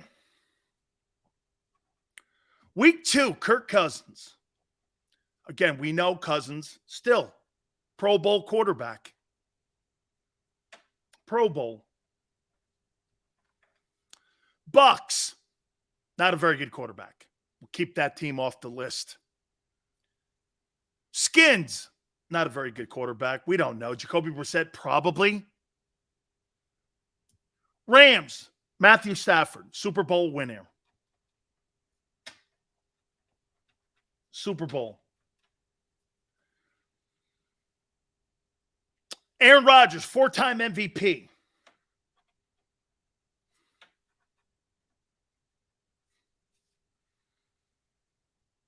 Dak Prescott, who kills Philly. I love how everyone in Philadelphia goes like this. Dak had 15 interceptions in the NFL last year. He sure did. He also had 5 TDs against you. Isn't it funny? Dak sucks against everyone else but you. Okay? Dak Prescott surely did have 15 interceptions last year, but he had 5 touchdown passes versus you. How you doing? So far, Aaron Rodgers, Matthew Stafford, who won a Super Bowl, Mac Jones, a first-round pick. I think he's okay, not great. Dak Prescott. Then you got Mahomes. Then you got Josh Allen.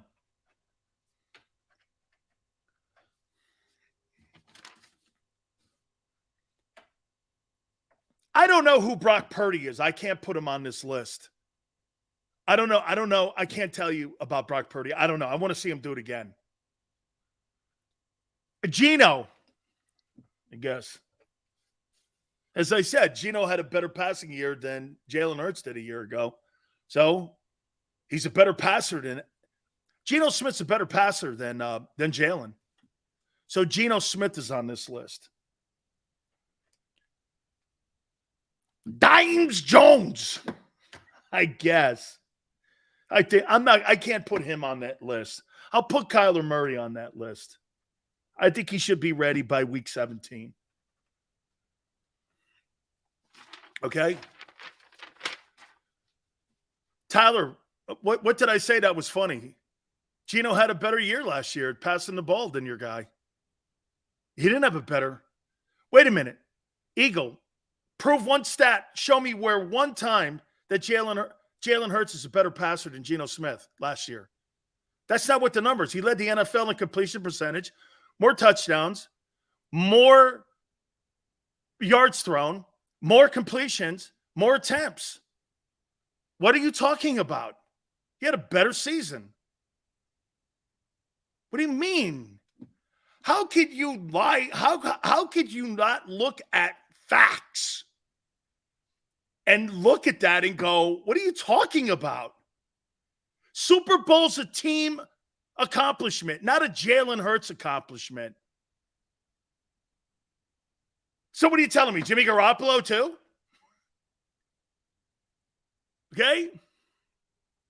Yale goes, I'd rather have Hurts. That's not what I said. And I never said I would take Geno over him. I said Geno had a better passing year. Look it up. It's facts. Boy, you guys, again, when I pointed out the Dak Prescott shit last show, yesterday, you wanted to lie about that. Big Sills doesn't lie about shit like that. I come prepared. You can spin a narrative any way you want. Dak has built a career on beating the Philadelphia Eagles. We had 15 picks. Who gives a shit? I'm talking about him versus you.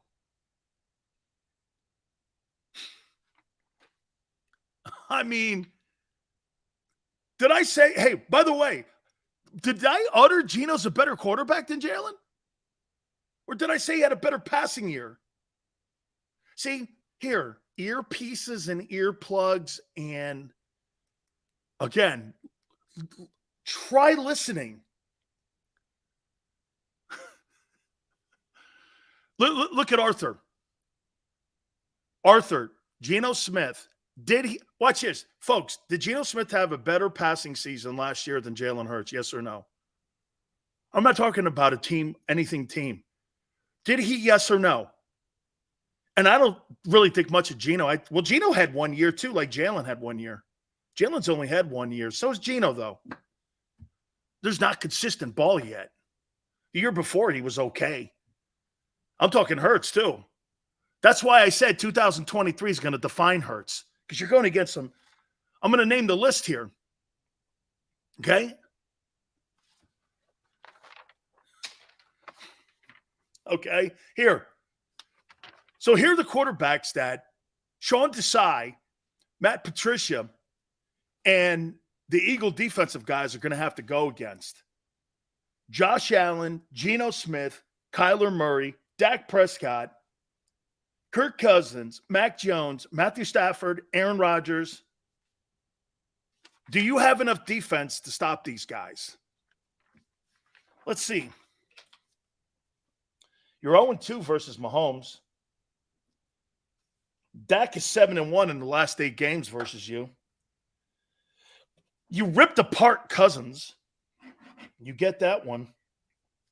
You beat Murray. That's good. I can't wait to see Josh Allen. You beat I got to give it to you. You beat Rodgers and that Packer team. This is going to define, like I said in the last hour, how good that defense is going to be. To me, what's your biggest concern knowing that you have to take on a list of quarterbacks like this? What's your biggest concern? I would say my linebackers in safety position, not my corners, are still the hole in the defense. You couldn't stop any one of these guys last year. Geno Smith, QBR 60. Great, vet. Congratulations. You found a stat. You know how to Google.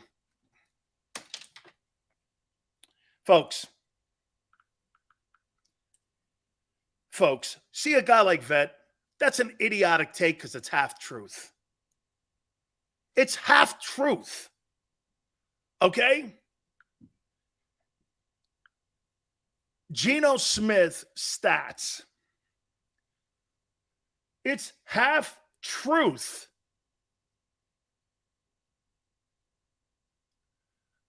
Geno Smith led the NFL in completion percentage. Had more attempts. Had more complete. You know, Geno Smith almost had more completions than Jalen Hurts had attempts. Had more touchdowns. Threw for 42-82. The frig are you talking about? And he threw the ball almost twice as many times. Get out of here with that dumb shit. Okay?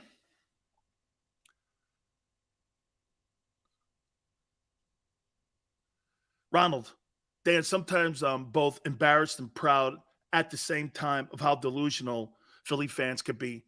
Hey, but Ronald, that last part of it, denialist, I like that. Seriously, they will paint a picture no matter what kind of shit is at the end of that resume, and they'll make that thing look like whatever it needs to look like to have a narrative make it come out the way they want to hear it or see it. Totally true. However, I don't really crap on anything like that because that's just being a fan. It's all good. That is all good. By the way, we're going to look at the Cowboys, and we're going to look at the Cowboys schedule, and we're going to do that as well. Probably do that at the top of the hour here. But that's okay. That's being a fan. That's right. I'm all good with that, man. Guy like that, the guy like that does not want any shit being said about Jalen Hurts. And by the way, Jalen Hurts is trending all in the right direction. You know, I mean, he's had one season, guys. So did Carson Wentz. Let's see him against these elite football teams this year, not against that soft-ass schedule. Like I said in the first hour, if the Philadelphia Eagles go 12-5 against those teams, Jalen Hurts will forever be in the conversation as one of the best quarterbacks ever to quarterback in Philadelphia. Why? Because he's going against elite coaches. Look who he's going against coaching-wise. Where is that? So he's going against a 6-time Super Bowl winning head coach in week 1. He's going against a quarterback in a football team who's been winning a lot of ball games up there, and the Eagles own that team. The Bucs won a Super Bowl a couple years ago. Washington, pretty good talent in Washington this year. And plus, I love the coaching staff. Ron Rivera. Now you got Eric Bieniemy. You know, you got Jack Del Rio. You got 3 good, solid coaches in the building. The Jets, you got a 4-time Super Bowl or 4-time NFL MVP and a Super Bowl MVP.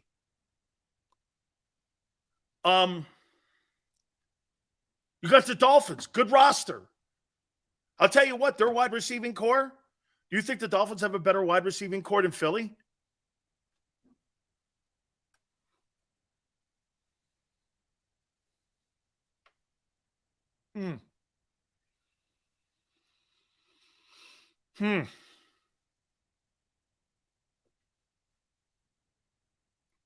They're corners, too. Who has a better wide receiving core? Miami or Philly?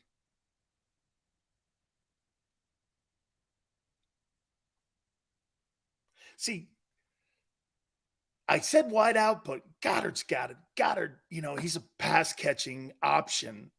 Dallas has a pretty good one, or Miami has a good one too now, but Quan, you think Ty? Would I take Tyreek Hill over A.J. Brown?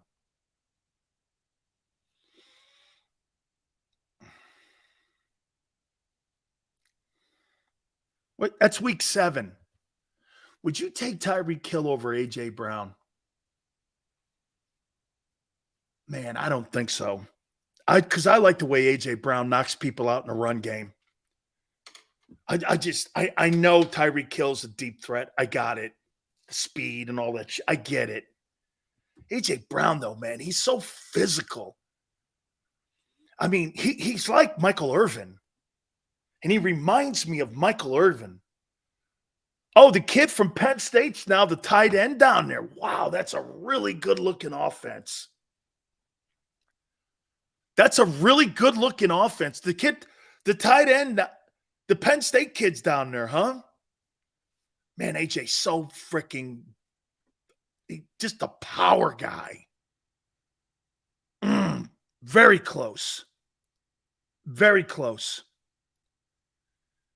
Very close. Washington. Shit, man. McLaurin, the kid from Penn State. That's Eagles. Cowboys, CeeDee Lamb. Yeah, okay. CeeDee Lamb would be the third. He beat out Quez. I think CeeDee's okay. We had this yesterday. I think CeeDee's okay. The Chiefs have nobody. The Chiefs have nobody but Travis Kelce. The rest of those guys suck. Who'd they sign? Didn't they sign somebody? Didn't Kansas City put a guy in there, a veteran wideout? I thought they signed somebody. The Bengals have the best wideouts. T. Higgins and Jamar Chase. Yeah, but you know what? Maybe better pass catchers, but AJ, man, I'll tell you what, Seattle's got a pretty good group. Seattle's got a pretty good group now. Man, but I like those guys that knock people out in the secondary. Dude, if you're a safety and you're running around out there and AJ Brown's out there, he's not looking to take a playoff. He's looking to knock you out. Like Metcalf in Seattle. I like guys like that. Because that's a fear factor.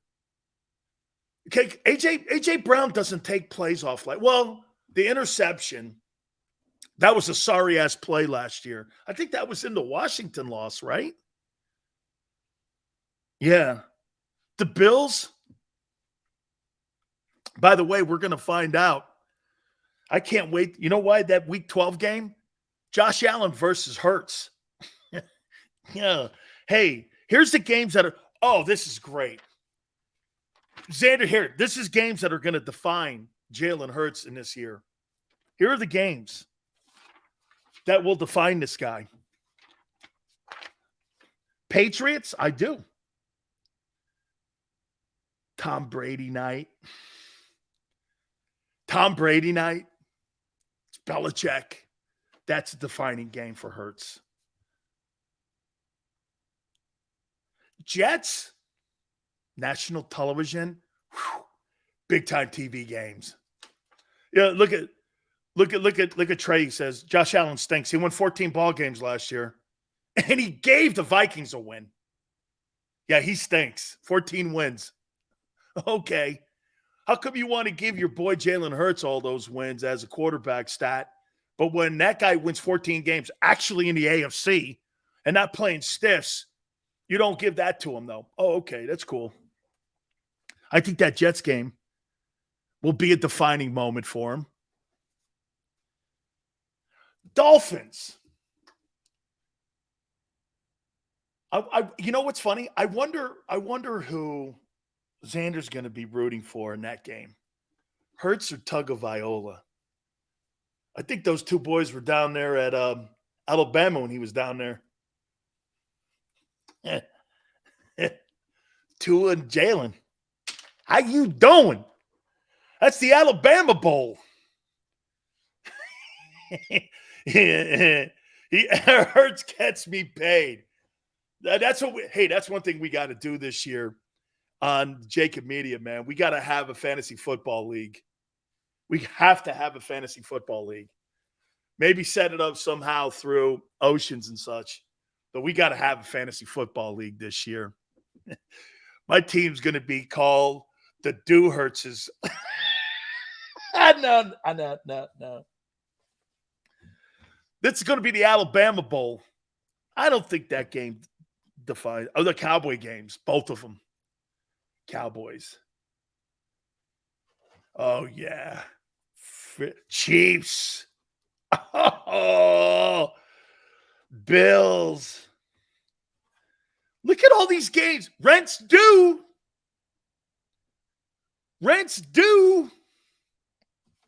49ers. Yeah, because he sucked in the playoff games last year. He was sensational in the Super Bowl. Seahawks now. Yeah, here's the defining games this year. I got 6. Patriots, Jets, Cowboys, Chiefs, Bills, Niners. Shit, those games were almost all in a row, too, except for the Patriots. Man. Rent's due, baby. We're going to find out if that $55 million or whatever the hell it is going to be worth the price of admission here for Jalen Hurts. What a defining year this year. I want to look at the Cowboys. Let's take a timeout. I got to take a timeout here. And we'll look at the Cowboys schedule and see how that thing shakes out, too. We'll do that next. Please hit the like button. Keep it here on the National Football Show.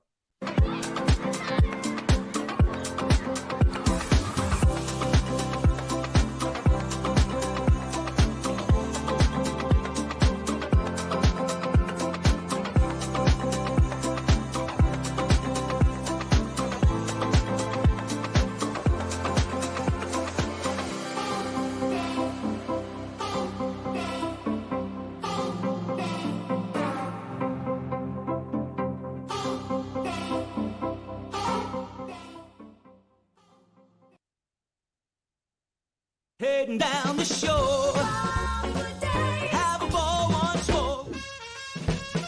Here, imaginations run wild and time stands still. Because here, you can find the best of the Jersey Shore, all on one 5-mile island. So leave the old you behind and get lost in the woods. Wild, wild, wildwood days.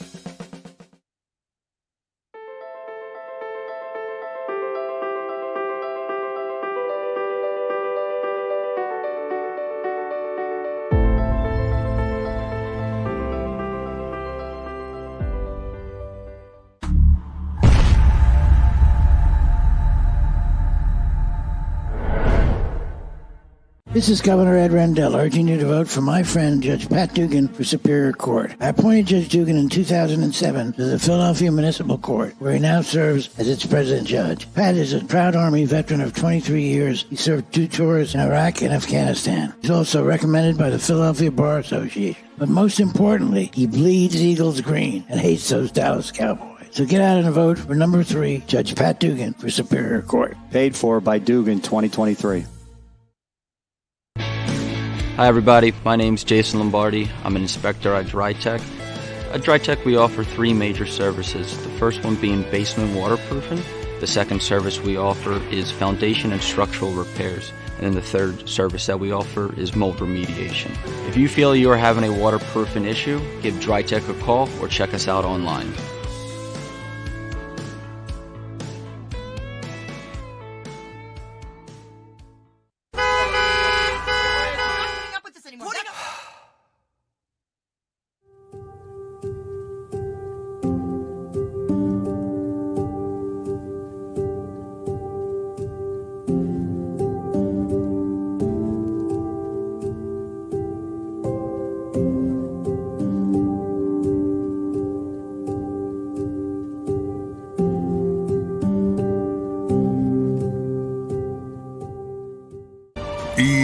EAGLES, Eagles.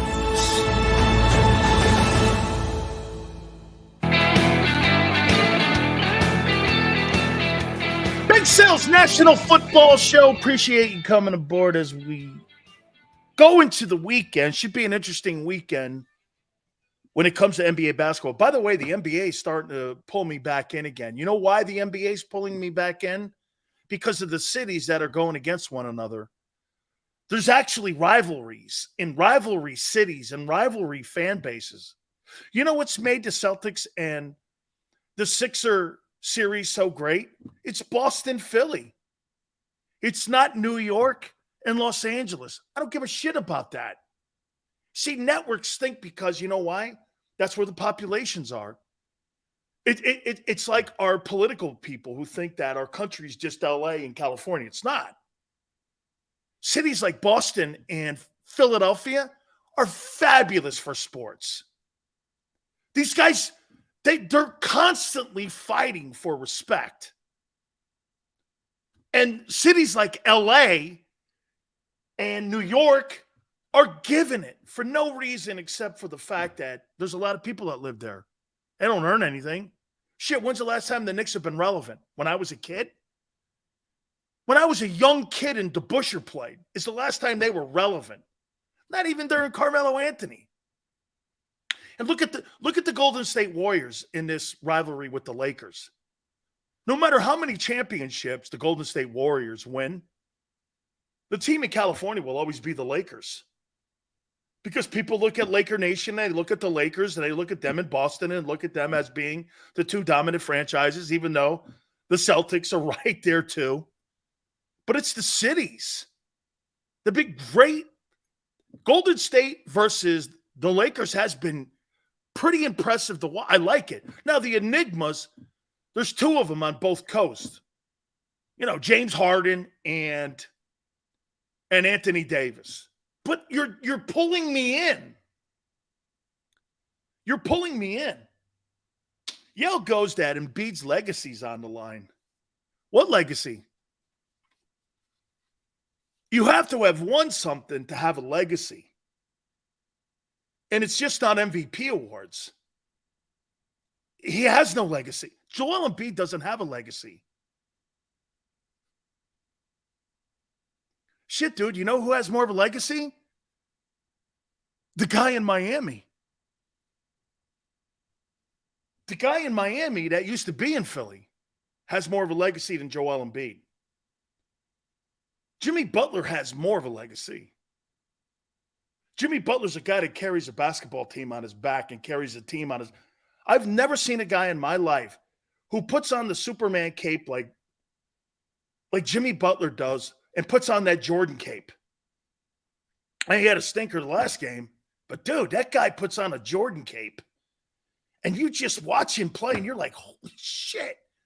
I mean, if I said this to you guys before, if that guy played like that during the regular season, there would be nobody questioning who the MVP of the league was. I want to show you something else, too, that the NBA is lucky. Here's something to think about. You know the guys that you have in the sport, and I know why people don't really watch the NBA as much as they used to back in the day. Here's one compelling stat to you. Do you know that in Michael Jordan's time playing in the NBA, there were 9 times that Michael Jordan played 82 games. LeBron did it once. LeBron did it once. There were another 6 times he played 81. The load management stuff, you repel fans. You repel them. Cities like Boston and New York, guys making $500,000 a night and they take nights off healthy. You're not going to attract fans like that.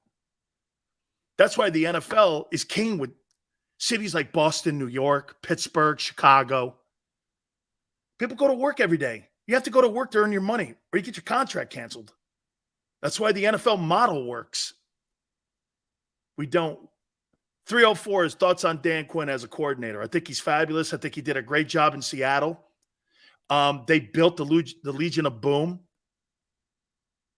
up there. I thought him and Pete Carroll did a wonderful job up in Seattle. I thought he actually had a pretty good defense in Atlanta. I think he is more of a modern-day Jim Johnson type guy. He's a designer of schemes. He's a hell of a coordinator. Dan Quinn was also up in Seattle with him, up there with Pete Carroll. They had a really good trifecta of defensive coaches in Seattle with Michael Bennett and Richard Sherman and those guys. They put a great defense together, and they were able to really, if you think about that defense, there weren't a lot of first-round draft choices on that Legion of Boom. But they had great coordinators, and they had great position coaches, and they had a head coach who understood defense. Those guys did a wonderful job. And if you think about it, here's the difference between Jonathan Gannon and Dan Quinn. Dan Quinn's superior to Jonathan Gannon. Jonathan Gannon bitched and moaned and cried because he couldn't stop the run. So what did Howie do? Howie went to the soda stand, and he got Linville Joseph, and he got Adama Sue. What did Dan Quinn do when they had trouble stopping the run, when they had a couple injuries? He schemed it up, and they stopped the run. There lies the difference. I could take the current personnel that I have, and that's why Quinn's a better coordinator. And that's why Quinn's defense, we did it yesterday. They're a little bit closer than you think on how good they are compared to Dallas, Philadelphia's. Philly's got the better tackles. They have the better edge rushers. They have the better linebackers. They have the better safeties. The corners, probably Philly, but they closed the gap with Stephon Gilmore. It's not a slam dunk like you thought it was. You don't have better edge rushers than Dallas. Dallas has better edge rushers. We got Hassan Reddick. I know. Well, they have 2 pass rushers that are double-digit sack guys. Okay, and I mean better. They do. Philadelphia doesn't have. Now, I would say this to you. Michael Parsons is not the elite pass rusher that Hassan is, but he's the better player. Okay? Sweat and Reddick are good pass rushers, but Brandon Graham's the other edge setter. Actually, they play Michael Parsons in they play Michael Parsons in that 4-down scheme. And there lies what I just said. Dan Quinn schemes it up better. Okay? I don't care what you say, D. Cowboys have better edge rushers. Whatever you want to look at it. You can put it any way you want. I want to look at the Cowboys schedule. As a matter of fact, I'll revisit that a little bit, what we talked about yesterday. And you didn't tell me. 11 sacks last year. So you think that Brandon Graham is better than the Cowboy edge rusher? Really? He's not. Okay, hour number 3. My friend Jason Cole's going to join us. NFL Hall of Fame voter. We'll get his thoughts. That's at the bottom of the hour on the schedule release, the impact that Aaron Rodgers, and also, like you guys said, one thing's for sure. One thing is for sure. Jalen Hurts is going to get his time to shine. He is this year. He's going to have some pretty good premium games. Josh Sweat and Hassan, both double-digit sacks. The Eagles have just as good. No, they don't.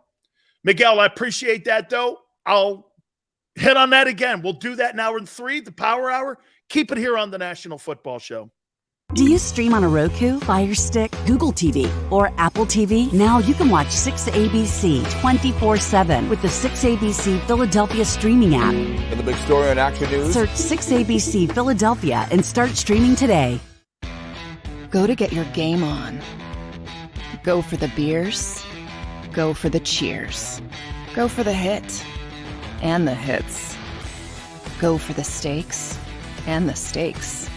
Go to get your parlay on. Go to get your party on. Go for the scene. Go for the screens. Go for the gallery. Go for the win. Go to Ocean. Visit theoceanac.com to plan your visit. The greatest fans on earth. It's a bold statement, but would you expect anything less from Philadelphia? 58 years of heartache creates a toughness, a grit, a resolve not found in most. Sure, our prayers were answered, but now that we've had a taste, we're looking for more.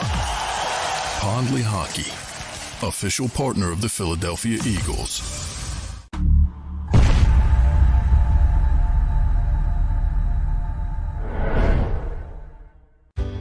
Go passionately. Go fearlessly.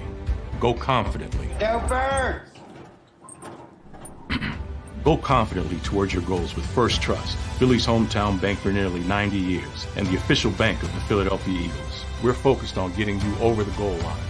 So go with conviction. Go with trust. Go Birds! And go forward with us by your side. First Trust Bank, the official bank of Philadelphia Dreams. Oh, and go Birds.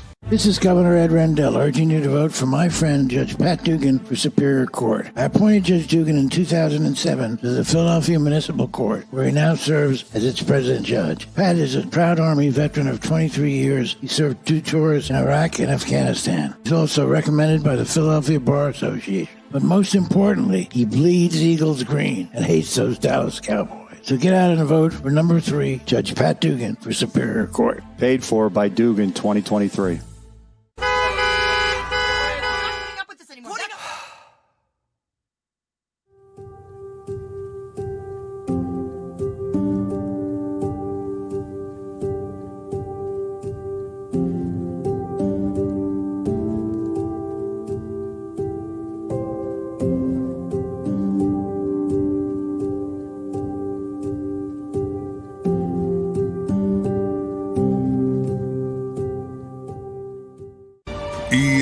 EAGLES, Eagles.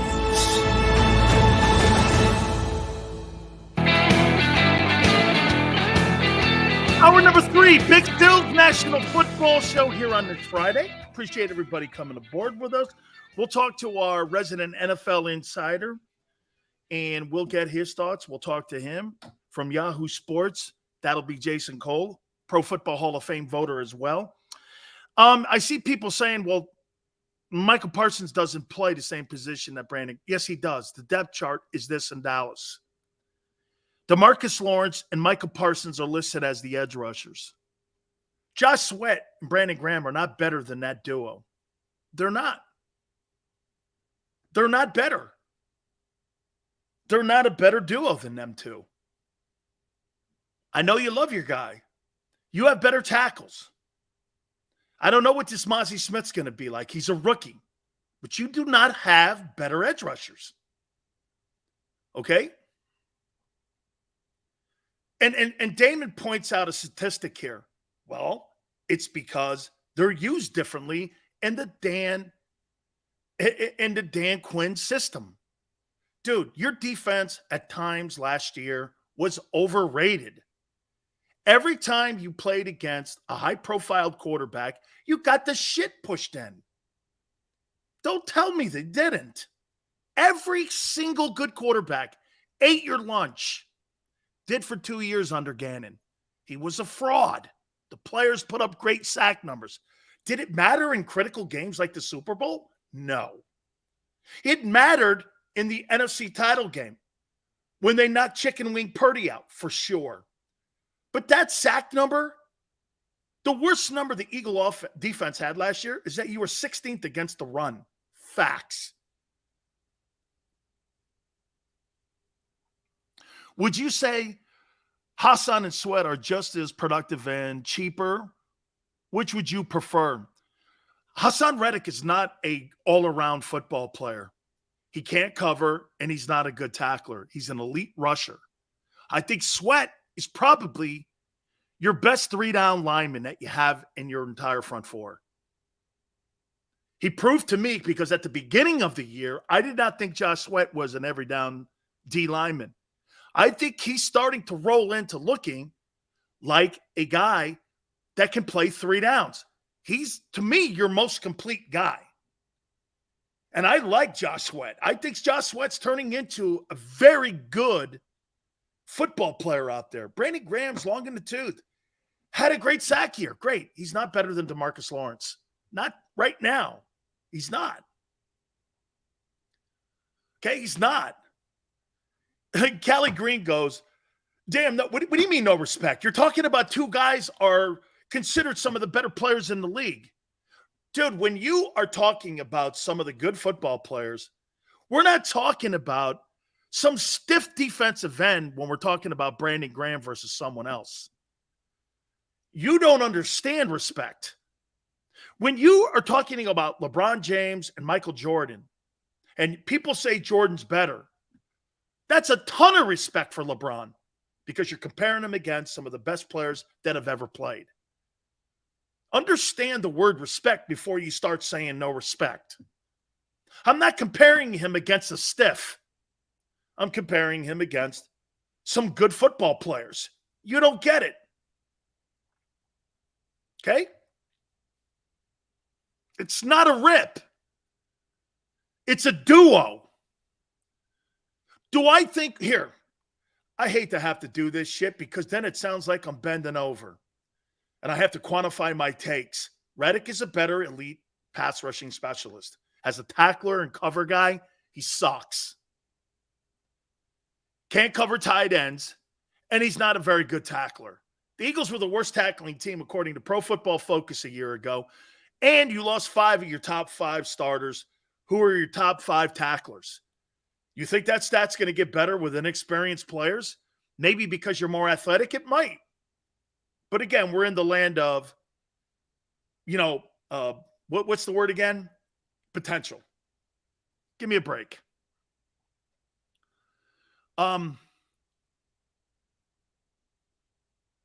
That's why they need more LB help. They do. Lane Johnson owns Lawrence and Parsons.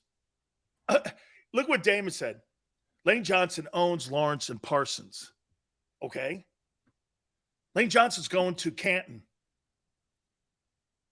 Josh Sweat and Brenny Graham aren't. And I'm not saying these guys are either.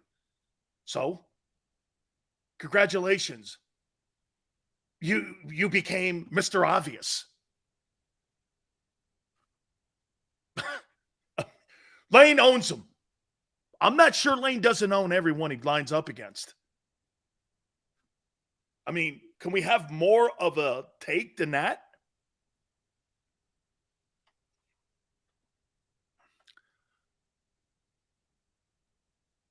Dan, we know Parsons is better. No, Danny. I didn't say that. You missed that too. Hassan's a better edge rusher.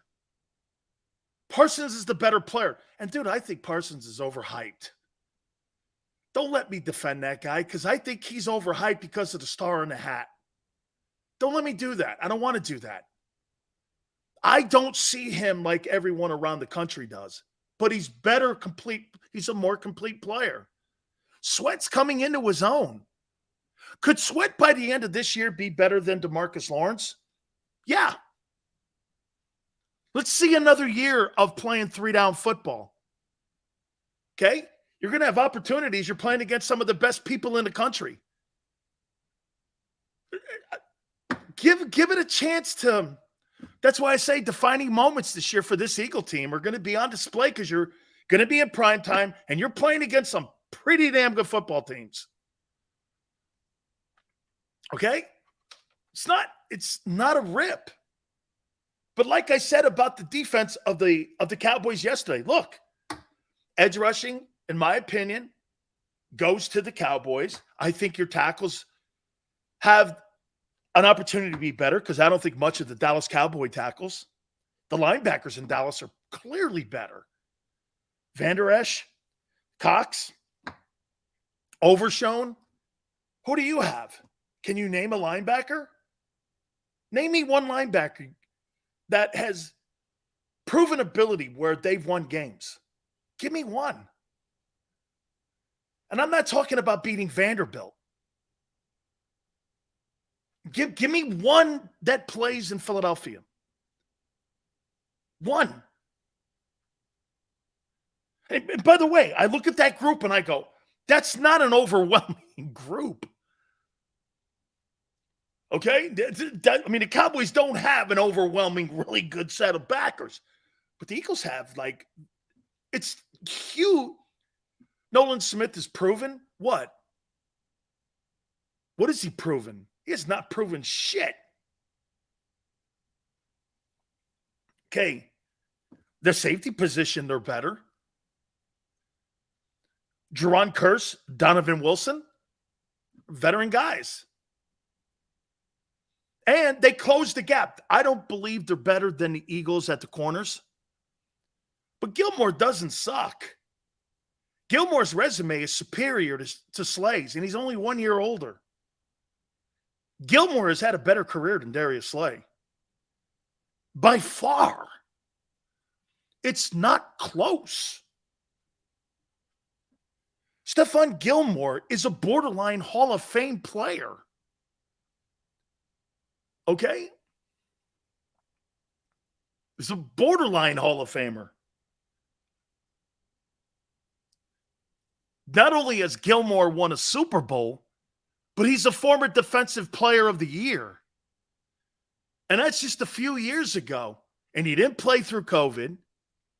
I mean, look, overall, do I think the Eagles' defense is better? Your coordinator's not better.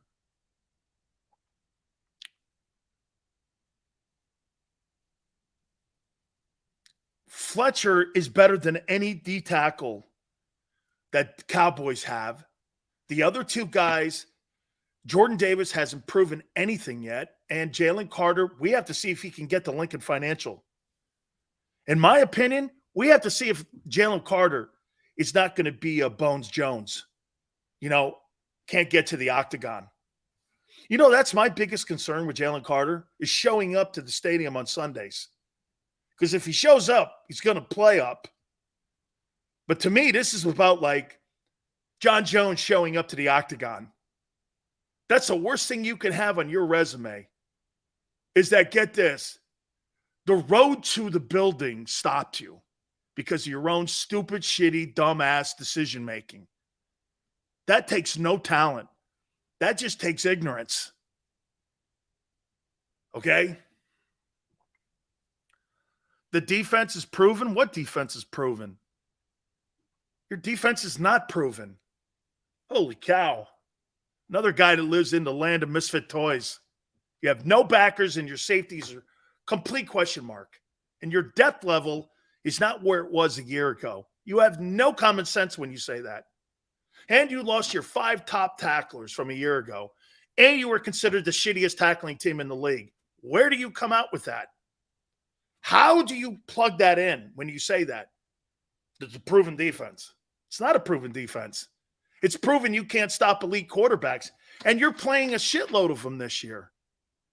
So before you plug that in to this ideology that somebody's been telling you, I don't know who, that you have some sort of elite defense, every time you play the elite quarterbacks, they beat you. Or Gannon. Now, is that different this year? Mate, we'll see. Again, new coordinator. I don't know.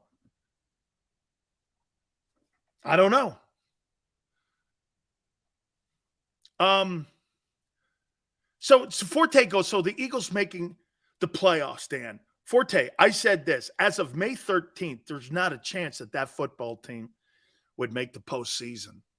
Since May 13th, Howie Roseman has gone on a crusade in the postseason here, or the offseason, I should say, that has been marvelous. Getting Kelsey back, the corners back, Slade taking a haircut. I think the Fletcher Cox sign now makes a lot of sense because of Jalen Carter. The structuring of the contract of Hurts. The restructuring of Lane to get $20 million before the draft for cap use. The DeAndre Swift move. I think there's no question that I believe that the Philadelphia Eagles, again, I think they get to the NFC Championship game again. The only problem again is that your depth level on your team concerns me because you're not as deep, especially on the defensive side. And let's be candid, you're really not that deep in the O-line. And the guy you drafted from Alabama, no disrespect, Xander, he's a finesse tackle. Very few finesse tackles have come out of Alabama. He's one. That guy's going to have his ass tied to a chair and someone kick his ass for about a year. Because I saw him play last year. I didn't think he was a very physical guy. Now, you're being taught by Jeff Stoutland, and you're around some of the best guys on the planet. That's going to help him. No question. No question. And I know that it's probably going to up his game a little more. But to me, when I watched him play, the kid from Bama, the O-lineman, I think he's a finesse guy. And the Eagles have power guys. Every guy in that, Landon Dickerson, is turning into the best left guard next to Zach Martin in the league. Mulata, I think he was hampered by that injury that he got in that Jets game a year ago. I think he's going to have a marvelous season this year. And Lane is a Hall of Fame candidate, and this center's the best. Your right guard's the hole. But because of Jeff Stoutland, you're going to play a guy out of position at right guard. You're playing a guy out of position.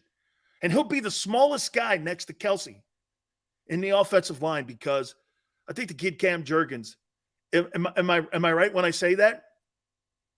I think Cam Jurgens is like 6'3". Okay? Okay? Stoutland will get whatever is here right. I agreed. I agree. I completely agree. But when you watched him, put the tape on. He was not a dominant physical player at Alabama.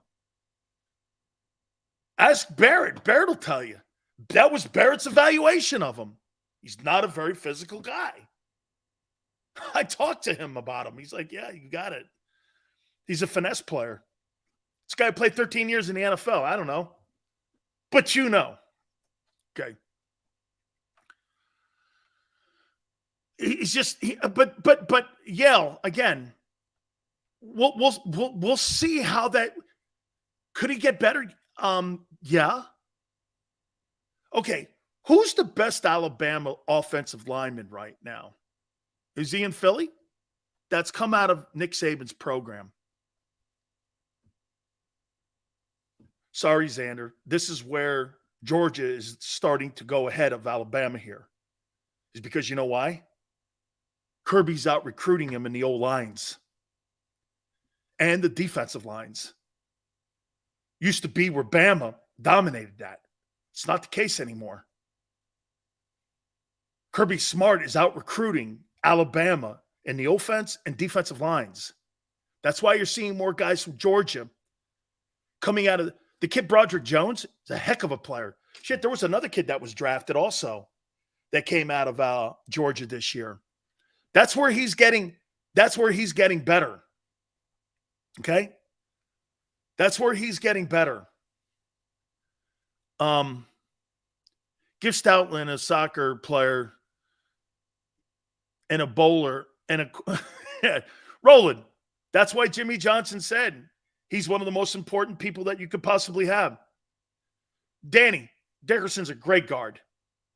But Alabama, name me another Alabama guard that's a superstar guard in the NFL. Name me one. Name me one. Superstar like that kid. Okay? Like that kid. This is where George is winning. I want to take a look before we get Jason in here. And the Cowboy schedule this year for 2023, they open up against the Giants in the Meadowlands.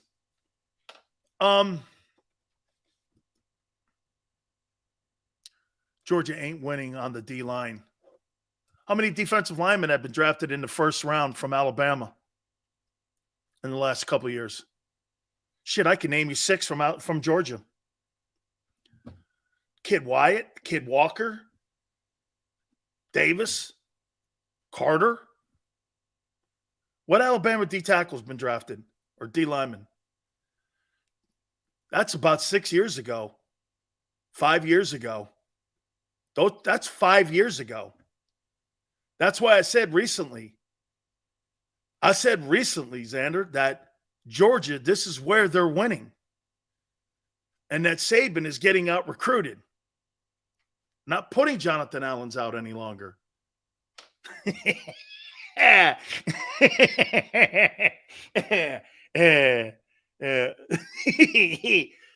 damn Kirby Smart, man. I'll tell you what. He don't prepare them guys for the NFL, but I'll tell you what. Will Anderson, do you call him a defensive? He's an edge rusher guy. I personally think he's the best defensive player that Nick's ever had. This year, we'll see if Sirianni can coach. Last schedule was a get out of jail card. Weapon. They're going to have to be prepared big time. Damon, I love Will Anderson. I think he's going to be a Cornelius Bennett type football player. I think he's got all what it takes. And one more thing that I love about him and Bryce Young, what I loved about both those guys, they played in the Sugar Bowl. They didn't have to. They were going to be millionaires, but they wanted to start something and finish something. It tells me about the character of those two men. If I were Nick Saban, I would just be thrilled. And I loved how they played him. They didn't really go crazy playing him a lot in that Sugar Bowl. But what they did was they played him. They pulled him out. No one wants to get one of those guys hurt. You're going to be high draft choices. But they wanted to be with their teammates. That's a ton of character. And I have a ton of respect for that. You know, how many guys bail on them bowl games? The Sugar Bowl was a do-nothing shit bowl for Alabama. Alabama doesn't play for Sugar Bowls. They play for national titles. But those guys wanted to play. Those guys wanted to play. And I admire that. I just admire that. I saw those guys playing in that, but what's Bryce Young doing in the Sugar Bowl? Bryce Young's going to be the number one player taken. He's playing in the Sugar Bowl with his guys. Man, I love that. The respect level that I had for him was sensational. But then again, that's what Nick Saban demands. He demands character when it comes to his guys. And what I love also about it is Nick makes sure that he recruits guys that understand that where you are, how important Alabama is. Do you know Alabama does? You know one of the coolest things that Alabama has done that other programs should be doing? They don't have a depth chart. Alabama doesn't have a depth chart. Okay? They don't believe in depth charts. Come to Alabama, you're going to play. If you're good, you're going to play. You know how great that is? There's no depth chart at Alabama. In a place that you would think there'd be a depth chart. I was talking to Mario Cristobal about that. He goes, Nick, don't believe in depth charts. You know, media guys will list the guys. You don't know who's going to play. It's all contingent on your work that week. Guy starts out working someone else, he's going to play. He has a play chart. You outwork this guy, you're playing. You're better, you're playing. I love that. That's how you keep guys from transferring. No depth chart. You start putting depth charts up, you see yourself third, you're like, Tennessee, here I come. Third? No, I don't think so. Sills, it's 97 in Sarasota. Hey, I'm sure that humidity's up and running. The only thing I'll tell you about Sarasota, what's really cool, you know who lives down there? Who's the wrestler, man? The wrestler guy. Oh, he lives down there. Lead singer of AC/DC also lives down there. They used to listen to my show, and I think Carlton Fisk lives down there. They used to all just drive up and come on the program. I love Sarasota, man. Going across the bridge there, all good, my friends. Plus the taxes are great. Yeah. Not here, man. A strawberry's $18. One. Okay? A strawberry's $18. Help me. I want out. See, that's the key. Oh, right on. Fantastic shit there, man. Really great stuff. Really great stuff. All right. We're going to catch up here in a second here with the Hall of Fame voter, our friend. We're going to get to Jason Cole here in a second. And we've been talking and pimping his book here.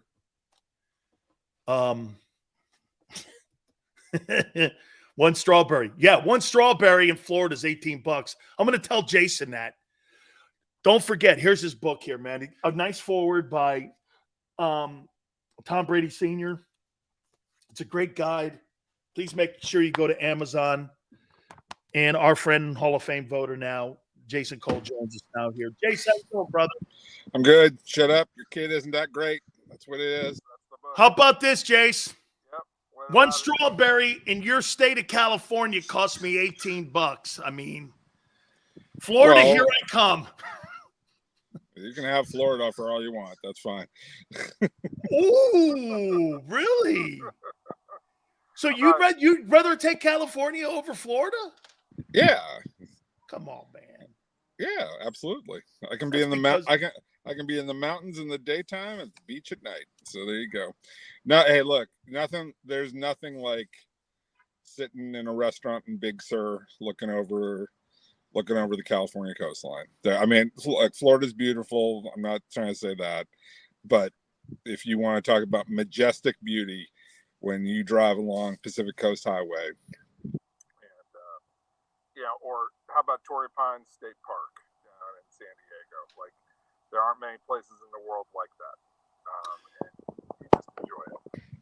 Jace, let me get into the schedule dropping yesterday. Has it become more important now that the schedules and how the NFL puts these matchups together, because the NFL loves parity, but you see these matchups now that they have. I mean, look at the impact that the Jets have with all those primetime games. Give me your takeaways from how the NFL schedule has grown into being a thing now where it's really significant and how potentially a team could play this year. Well, I don't buy into that part. I think the schedule, teams morph so much from year to year, being, good to bad, and change so much. They change so much basically from week to week, depending on your injury situation. So you can look at the schedule and say, oh, this team's got a really tough schedule. Yeah, you can, and you see some trends. If they are lining up with a particular division that is weak, you can kind of say that. But I don't think it holds up much past the first month of the season, and then everything becomes a scramble again. What's great about the NFL schedule is that they've turned it into a major news event that plays out over about a week. Like, they start leaking games, like 7 days in advance. Oh, the schedule's coming. How about this game? The schedule's coming. How about this game? And it gets people juiced and excited about football in May. Like, it's now becoming the sort of third tent pole event of the offseason. You get to the Super Bowl, and all of a sudden it's free agency. And, day 1, day 2 of free agents are hot as hell, and everything's interesting and great. And then, okay, here comes the draft, and let's talk about the draft.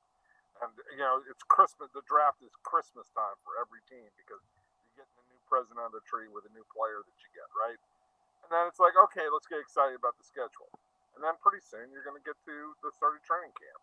So it's a cool way of just keeping the NFL circulating and branding the league, which I respect how they do their business. Jace, who do you think has had the best offseason so far? In your opinion, just a handful of teams that you think have really improved themselves. I mean, come on, the Jets. The Jets got, they got a quarterback, right?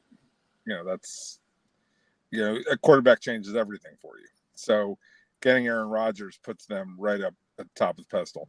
I do think the 49ers defensively, as much as, losing D'Amico Ryans hurts, and some of the other guys. Hargrave is a great player.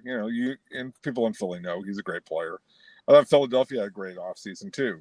They lose Hargrave, but they come back and they get, the kid out of Georgia, Carter, and then they get DeAndre Swift, who I felt like I wasn't really sure why the Lions were moving on from a running back to take another running back, but that's their business. I mean, I still think the Lions are an interesting team overall. But those are 3 teams off the top of my head that I thought had, pretty great off seasons, all things considered, and they were good teams to begin with. The Jets, Aaron Rodgers' impact, do you think that puts them right up there with Josh Allen, Bills, Chiefs, Jags? Those teams, they're pretty much fighting it out for the AFC? Bills, we'll see. There's a talent gap still between the Jets and the Bills. Not so much defensively, but I think offensively, the Bills are still a better team offensively at this point in time. But, yeah, he closes it pretty significantly. Like, who would you rather have, Josh Allen or Aaron Rodgers? Pretty good argument. Now, if you're building a team for the next 5 years, it's Josh Allen. If you're just trying to win games this year, a motivated Aaron Rodgers could be really, really fun, a really, really interesting player. I would say that. I think they're right there. The team that I think got hurt the most in this is Miami, because Miami's got the questions about Tua. Is he going to hold up? Is he going to make the next step of progression in learning how to be a quarterback so that the game becomes easier and more comfortable to him? And obviously, New England's lagging behind because of the significant questions that they have at quarterback. What type of season do you think Trevor Lawrence is this going to be the year where we see Trevor Lawrence make that leap like we saw Jalen Hurts with Doug Peterson? I mean, obviously like a redshirt year under Urban Meyer, but you know, Jason, I look at the AFC this year and I say this to you. Hey, I think the Chiefs are always going to be there because of the quarterback that's in the building. But I got a feeling that Jaguar team could be hosting an AFC championship game. I think they got a lot of talent, and I like what they're doing there. Yeah, I mean, I think they have a lot of talent. I think I'm most humored by the fact that we talk about the Urban Meyer year as a redshirt year, and not because the player was injured, but because the coach was an idiot, right? So basically, they were injured at coach in their own way. So, look, I think that Trevor Lawrence took a pretty big leap last year.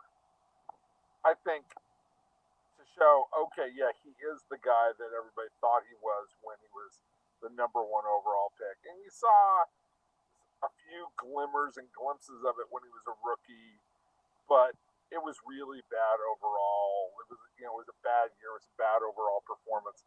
So there was this sort of sense of doubt of, well, is he really that guy? Last year, it's like, oh, no, he's that guy. Now, there are some things that he does that need to get corrected and cleaned up, but he's at the point of correcting and cleaning up.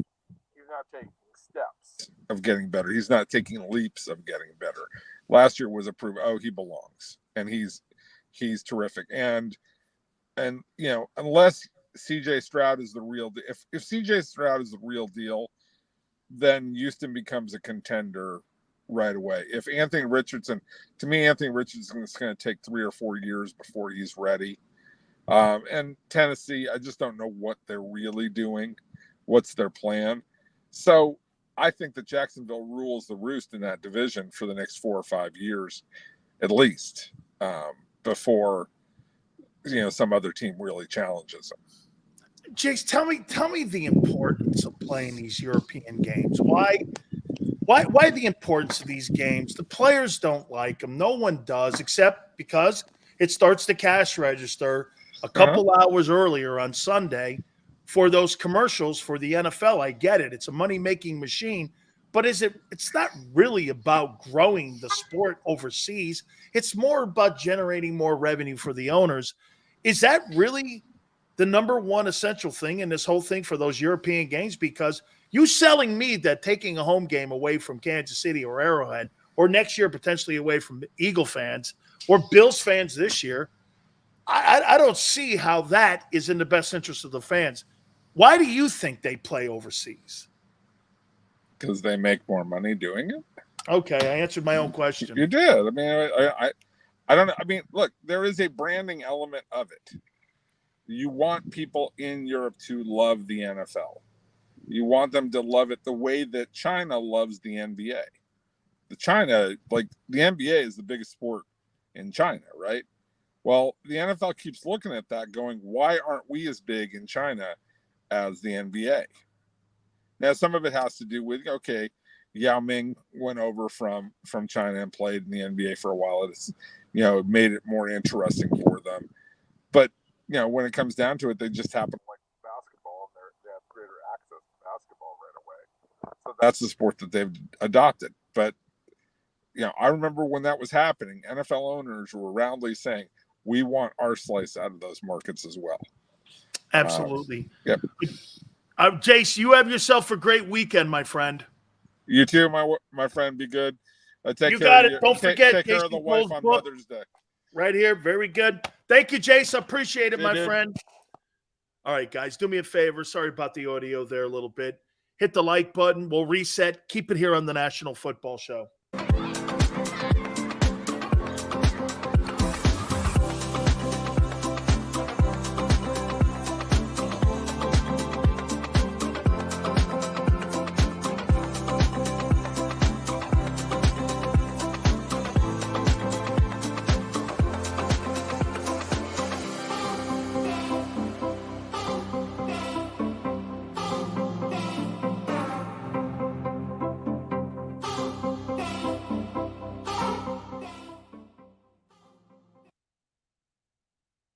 Heading down the shore. Have a ball once more. Here, imaginations run wild and time stands still. Because here, you can find the best of the Jersey Shore, all on one 5-mile island. So leave the old you behind and get lost in the woods. Wild, wild, wildwood days.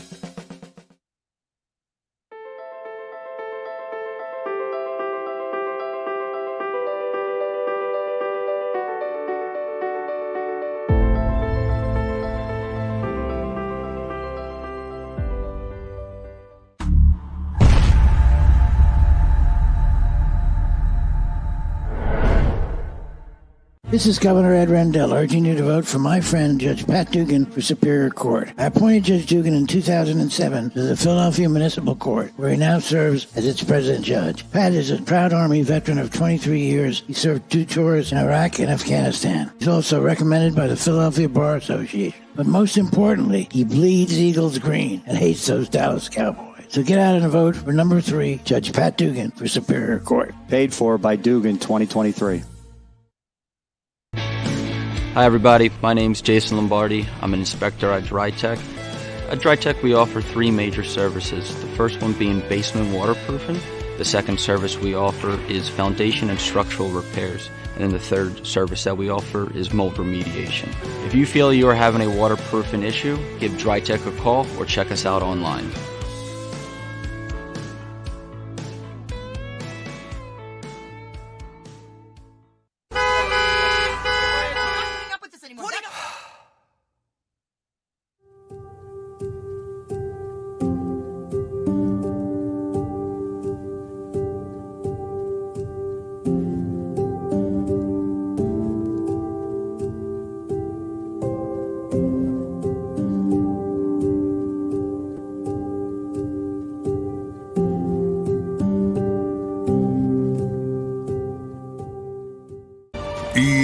EAGLES, Eagles.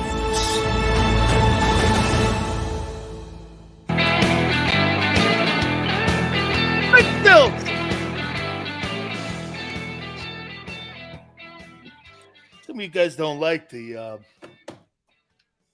takes and the truth takes that Big Sales gives you.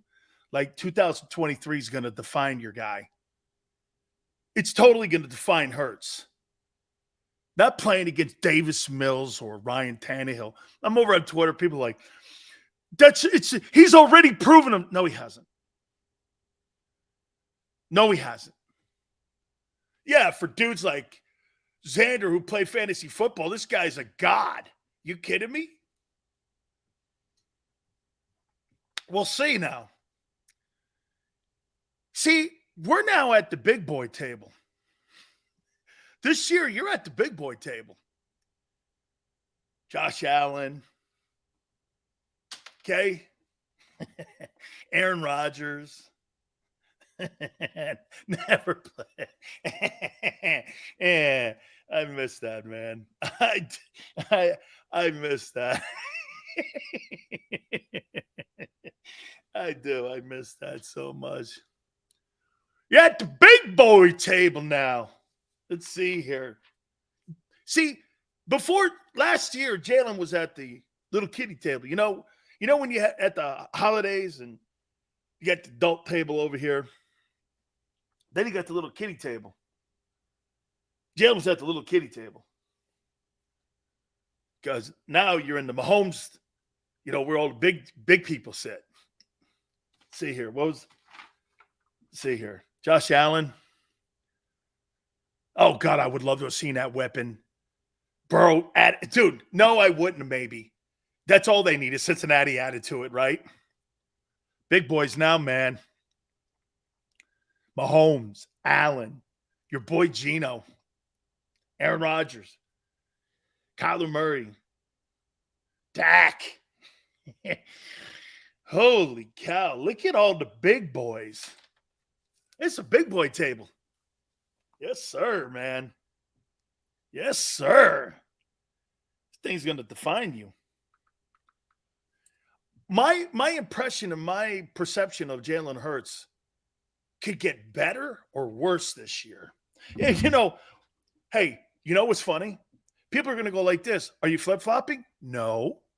Isn't it funny when I had Mike Missinelli on? And Mike goes like this. So if you flip-flopped on Jalen Hurts, I said, did you flip-flop on Carson Wentz? He goes, I guess I did. It's not that you flip-flop. The player gets better or worse. So see, this is the thing that some of you don't get. Because you have an opinion on somebody, okay, your opinion changes with the result of the athlete or politician. Your perception of Tiger was different because of his actions, not because of your assessment of him. How could that constantly be the same? How could you? That's like the old man thinking sports talk way. I have an opinion. That Skip Bayless dumbass thing that he does on LeBron? Come on, dog. Guy's the all-time leading scorer. As much as you hate his politics or what have you, he's been a great citizen to the NBA. He's won 4 NBA titles. Come on, man. You can't shit on LeBron. You can't. I mean, the guy's done so much. He's not a clutch player. That's old man thinking. It's not flip-flopping. There's different performances each year. Correct. Like here, I will put this out there. You guys, every single person in this place that's watching us right now flip-flop on Carson Wentz. Every one of you did. Your opinion today is you hate him. Your opinion in 17 was you loved him. Is that not flip-flopping? Didn't you flip-flop on Wentz? Or did you just watch a guy implode in himself? And you went, man, that guy's not as good as I thought. That's truth. See, Xander, when we first started, he's like, man, no. Your performance is going to dictate how I look at you. Miguel goes, thanks for the honest takes. Have a great weekend, Sills. Happy Mother's Day. Thank you very much, Miguel. You're awesome, and I appreciate you coming to the show. I love the fact that you and I go back and forth. It's all good, brother. It's easy to find something on paper, but it's hard to find the truth. The eye test. Philadelphia, God, that's my favorite. I love the eye test. And you know what? Sometimes what you watch and you're watching something, you go like this. It can't be true. But most of the time, the eye test is more truthful than what your heart test is, because you're hoping for something in here. But when you watch something, you're like, man, it's not what it is. And you somehow in your heart try to justify it. You see, your emotions take the best of you in your takes and how you see something. You know it when you see it. You absolutely, hey, yeah, that's good and bad. You know something. Like, watch this. How many people think that Jalen Hurts is going to go through some bumps and bruises in his career? You think everything's going to be on a trajectory that is going up? You don't really believe that, do you? Nobody has.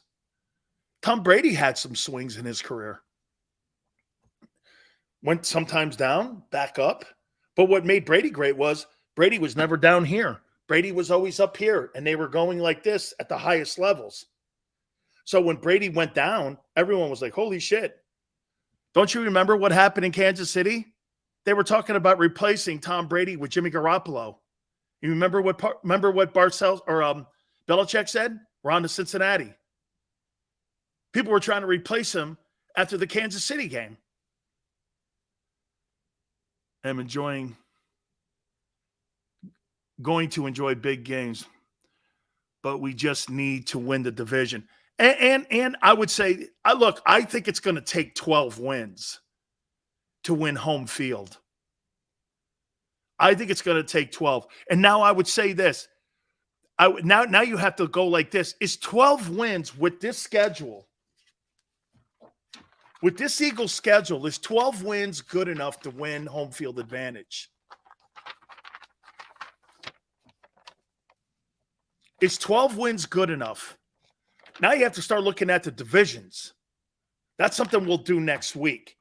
But just off the top of my head, is Seattle going to blow teams away in the NFC West? No, Could San Francisco win 14 games? They're going to dominate the Rams. They're going to probably split with Seattle. They'll beat, I think, 2 times Arizona. So they're going to have 1 loss in the division. And with their schedule, they could win 13 games. The NFC title game could be there in the Bay Area. How about in the North? Could Minnesota win home field? Chicago's going to be better. Green Bay's going to stink. The Lions are going to be good. Could the Lions host the NFC title game? Probably not, because they haven't been there. How about in the South? Could Carolina? I don't think there's anything in that division. New Orleans may shock me. I don't know. I know everybody's sitting there talking about Bryce Young and Carolina, but I'm like this. I don't know. Derek Carr maybe in New Orleans. That division's terrible. Atlanta's probably going to be halfway decent. So if you're thinking about it, here are the teams that could host the NFC title game. Could Dallas? Look, Dallas gets a split with Philadelphia, and they have a better division record than Philly. Philly slips up against Washington like they did last year. They could host the NFC title game. Dallas could. San Francisco could. I don't believe Detroit can. I don't believe Minnesota will. Hey, Tony goes, Dallas stinks. Well, I hope you beat them, because you can't usually. Tony, you keep saying Dallas stinks. Yes, Dallas stinks to everybody else in the NFL except to you. Because, again, Dak beats you. If Dallas stinks, why do they have a winning record versus you since 2000, whatever? I mean, he's 8-3 versus the Eagles. He's 7-1 since 2017. If Dallas stinks, why do they beat you every year? Thank you, Tony. You're right. I'm gullible, right? That's what Xander says. Let me finish this up here. Let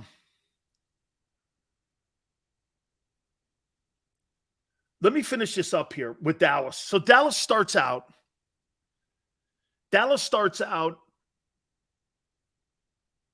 against the Giants. I'm assuming that's Sunday Night Ball because I see 5:20. So they start out against. Let me look at that. They beat the Giants. Then it's Jets and Cowboys. Wow.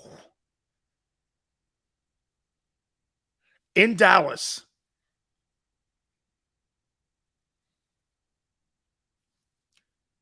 I'm going to think the Jets win that.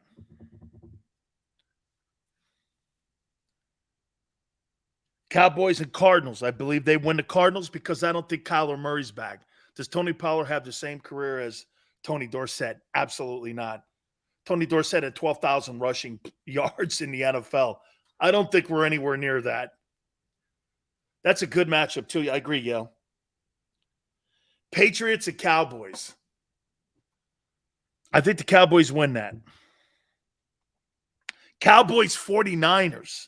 Holy shit. In San Francisco. I think San Francisco, well, who's the quarterback? What game are we into this? 1, 2, 3, 4, 5 games. Is Purdy ready by then? And then you got one play Trey. If one play Trey's your quarterback against the Cowboys, you'll get killed. If Purdy's your quarterback, you win. So I'm going to say Purdy's ready. And San Francisco beats them. So the Cowboys are 3-2 here. Cowboys and Chargers. That'll be, wow, the Cowboys got a tough-ass schedule too. Cowboys and Chargers in Los Angeles. Man, I just don't like Brandon Staley. I just do not. I'm going to say the Cowboys win that game, but I'm not overly confident. Rams, Cowboys. I think the Cowboys win that game. Eagles, Cowboys. I think they're going to lose this game because it's in Philly. So as of right now, they're 5-3. They played the Giants. I think they beat the Giants. They're 6-3. Cowboys and Panthers. I believe they beat them. They're 7-3. Commanders, Cowboys. They're 8-3. Seahawks at Cowboys. I believe the Cowboys win that game. They're 9-3. Eagles, Cowboys. You got a split. I said the split. Cowboys are 10-3 here. Cowboys at Buffalo. I think you lose that game. Cowboys at Dolphins. Down in the heat. Whew, that's a good one. Again, all on Tua. Got to go Cowboys here. That's 11 wins. Lions and Cowboys. I think that's Thanksgiving. No. It's not. It's December 30th. I think the Lions win that game. Commanders. The Cowboys are going to be 12-5. Early predictions. So it's going to I think the NFC is going to come down between three teams. Dallas, Philly, San Francisco. Those are when you look at that schedule. Again, the Lions, I just don't know. And I don't know what Seattle's going to look like. Seattle did some things in the defense. They did a really nice job in the draft. They did some free agency. They got another wideout.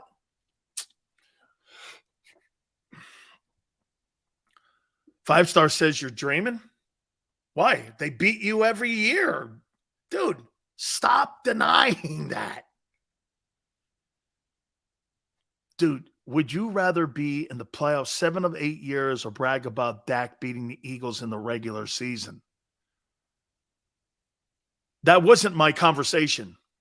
Are you changing the conversation? That wasn't my conversation with you. My conversation was head-to-head matchups versus Dallas. That was my conversation with you. Okay? You're changing another conversation. Would I rather be? I'd rather win the Super Bowl. That's I don't know. I mean, nobody's talking about Dallas. I was talking more about Dallas and how they beat you and how Dallas could stop you from winning home field advantage because they could, because they have a record against you. Dak has a winning record versus you. He's made a career out of beating Philly. Okay? Would I rather be the Eagle organization or the Cowboy organization? What an absolutely stupid-ass conversation that is. What do you think? Who's been better since 2000? The Cowboys or the Eagles? It's a non-conversation. I told you, Jerry Jones believes more in being a TV star than a football star. That's not my conversation with you. Once again, you don't hear me. Cowboys and Niners have been to Super Bowl. Have not, I don't know what that means. Eagles beat Dimes Jones. I don't believe anything in him, Hollywood. I don't think anything of him. You made both teams 12-5. I did. I think the Cowboys are going to have a good year this year. Well, whatever your guys in Philly are telling you, I think Dallas had a good offseason. I think they did some nice things. They upgraded everywhere. Corner, wide receiver, offensive line. I think they've done a nice job. Defensive tackle, they upgraded. Linebacking core, they've upgraded. They've had a good year. You could deny it all you want. Yale, have a good one. Hey, everyone, make sure you guys have a great Mother's Day. and you have a spectacular weekend. I want to thank each and every single one of you. Look, man, we go back and forth here, and it's awesome. I can't thank you enough, man, for growing the show the way you have. We are absolutely killing it, and it's all because of what you guys bring to the show. And Big Joe and Xander and I cannot thank you enough. Believe me, when we first started this thing out, we were getting 150 views. Now, we're averaging nearly 300,000 a week. And it's because of you guys, because you come here each and every day. And I respect it, and I'm thankful that you guys do. You've grown this thing into one of Philly's most watched shows. Have a great weekend. God bless you. We'll see you Monday, 3 to 6, and we'll catch you on the flip side.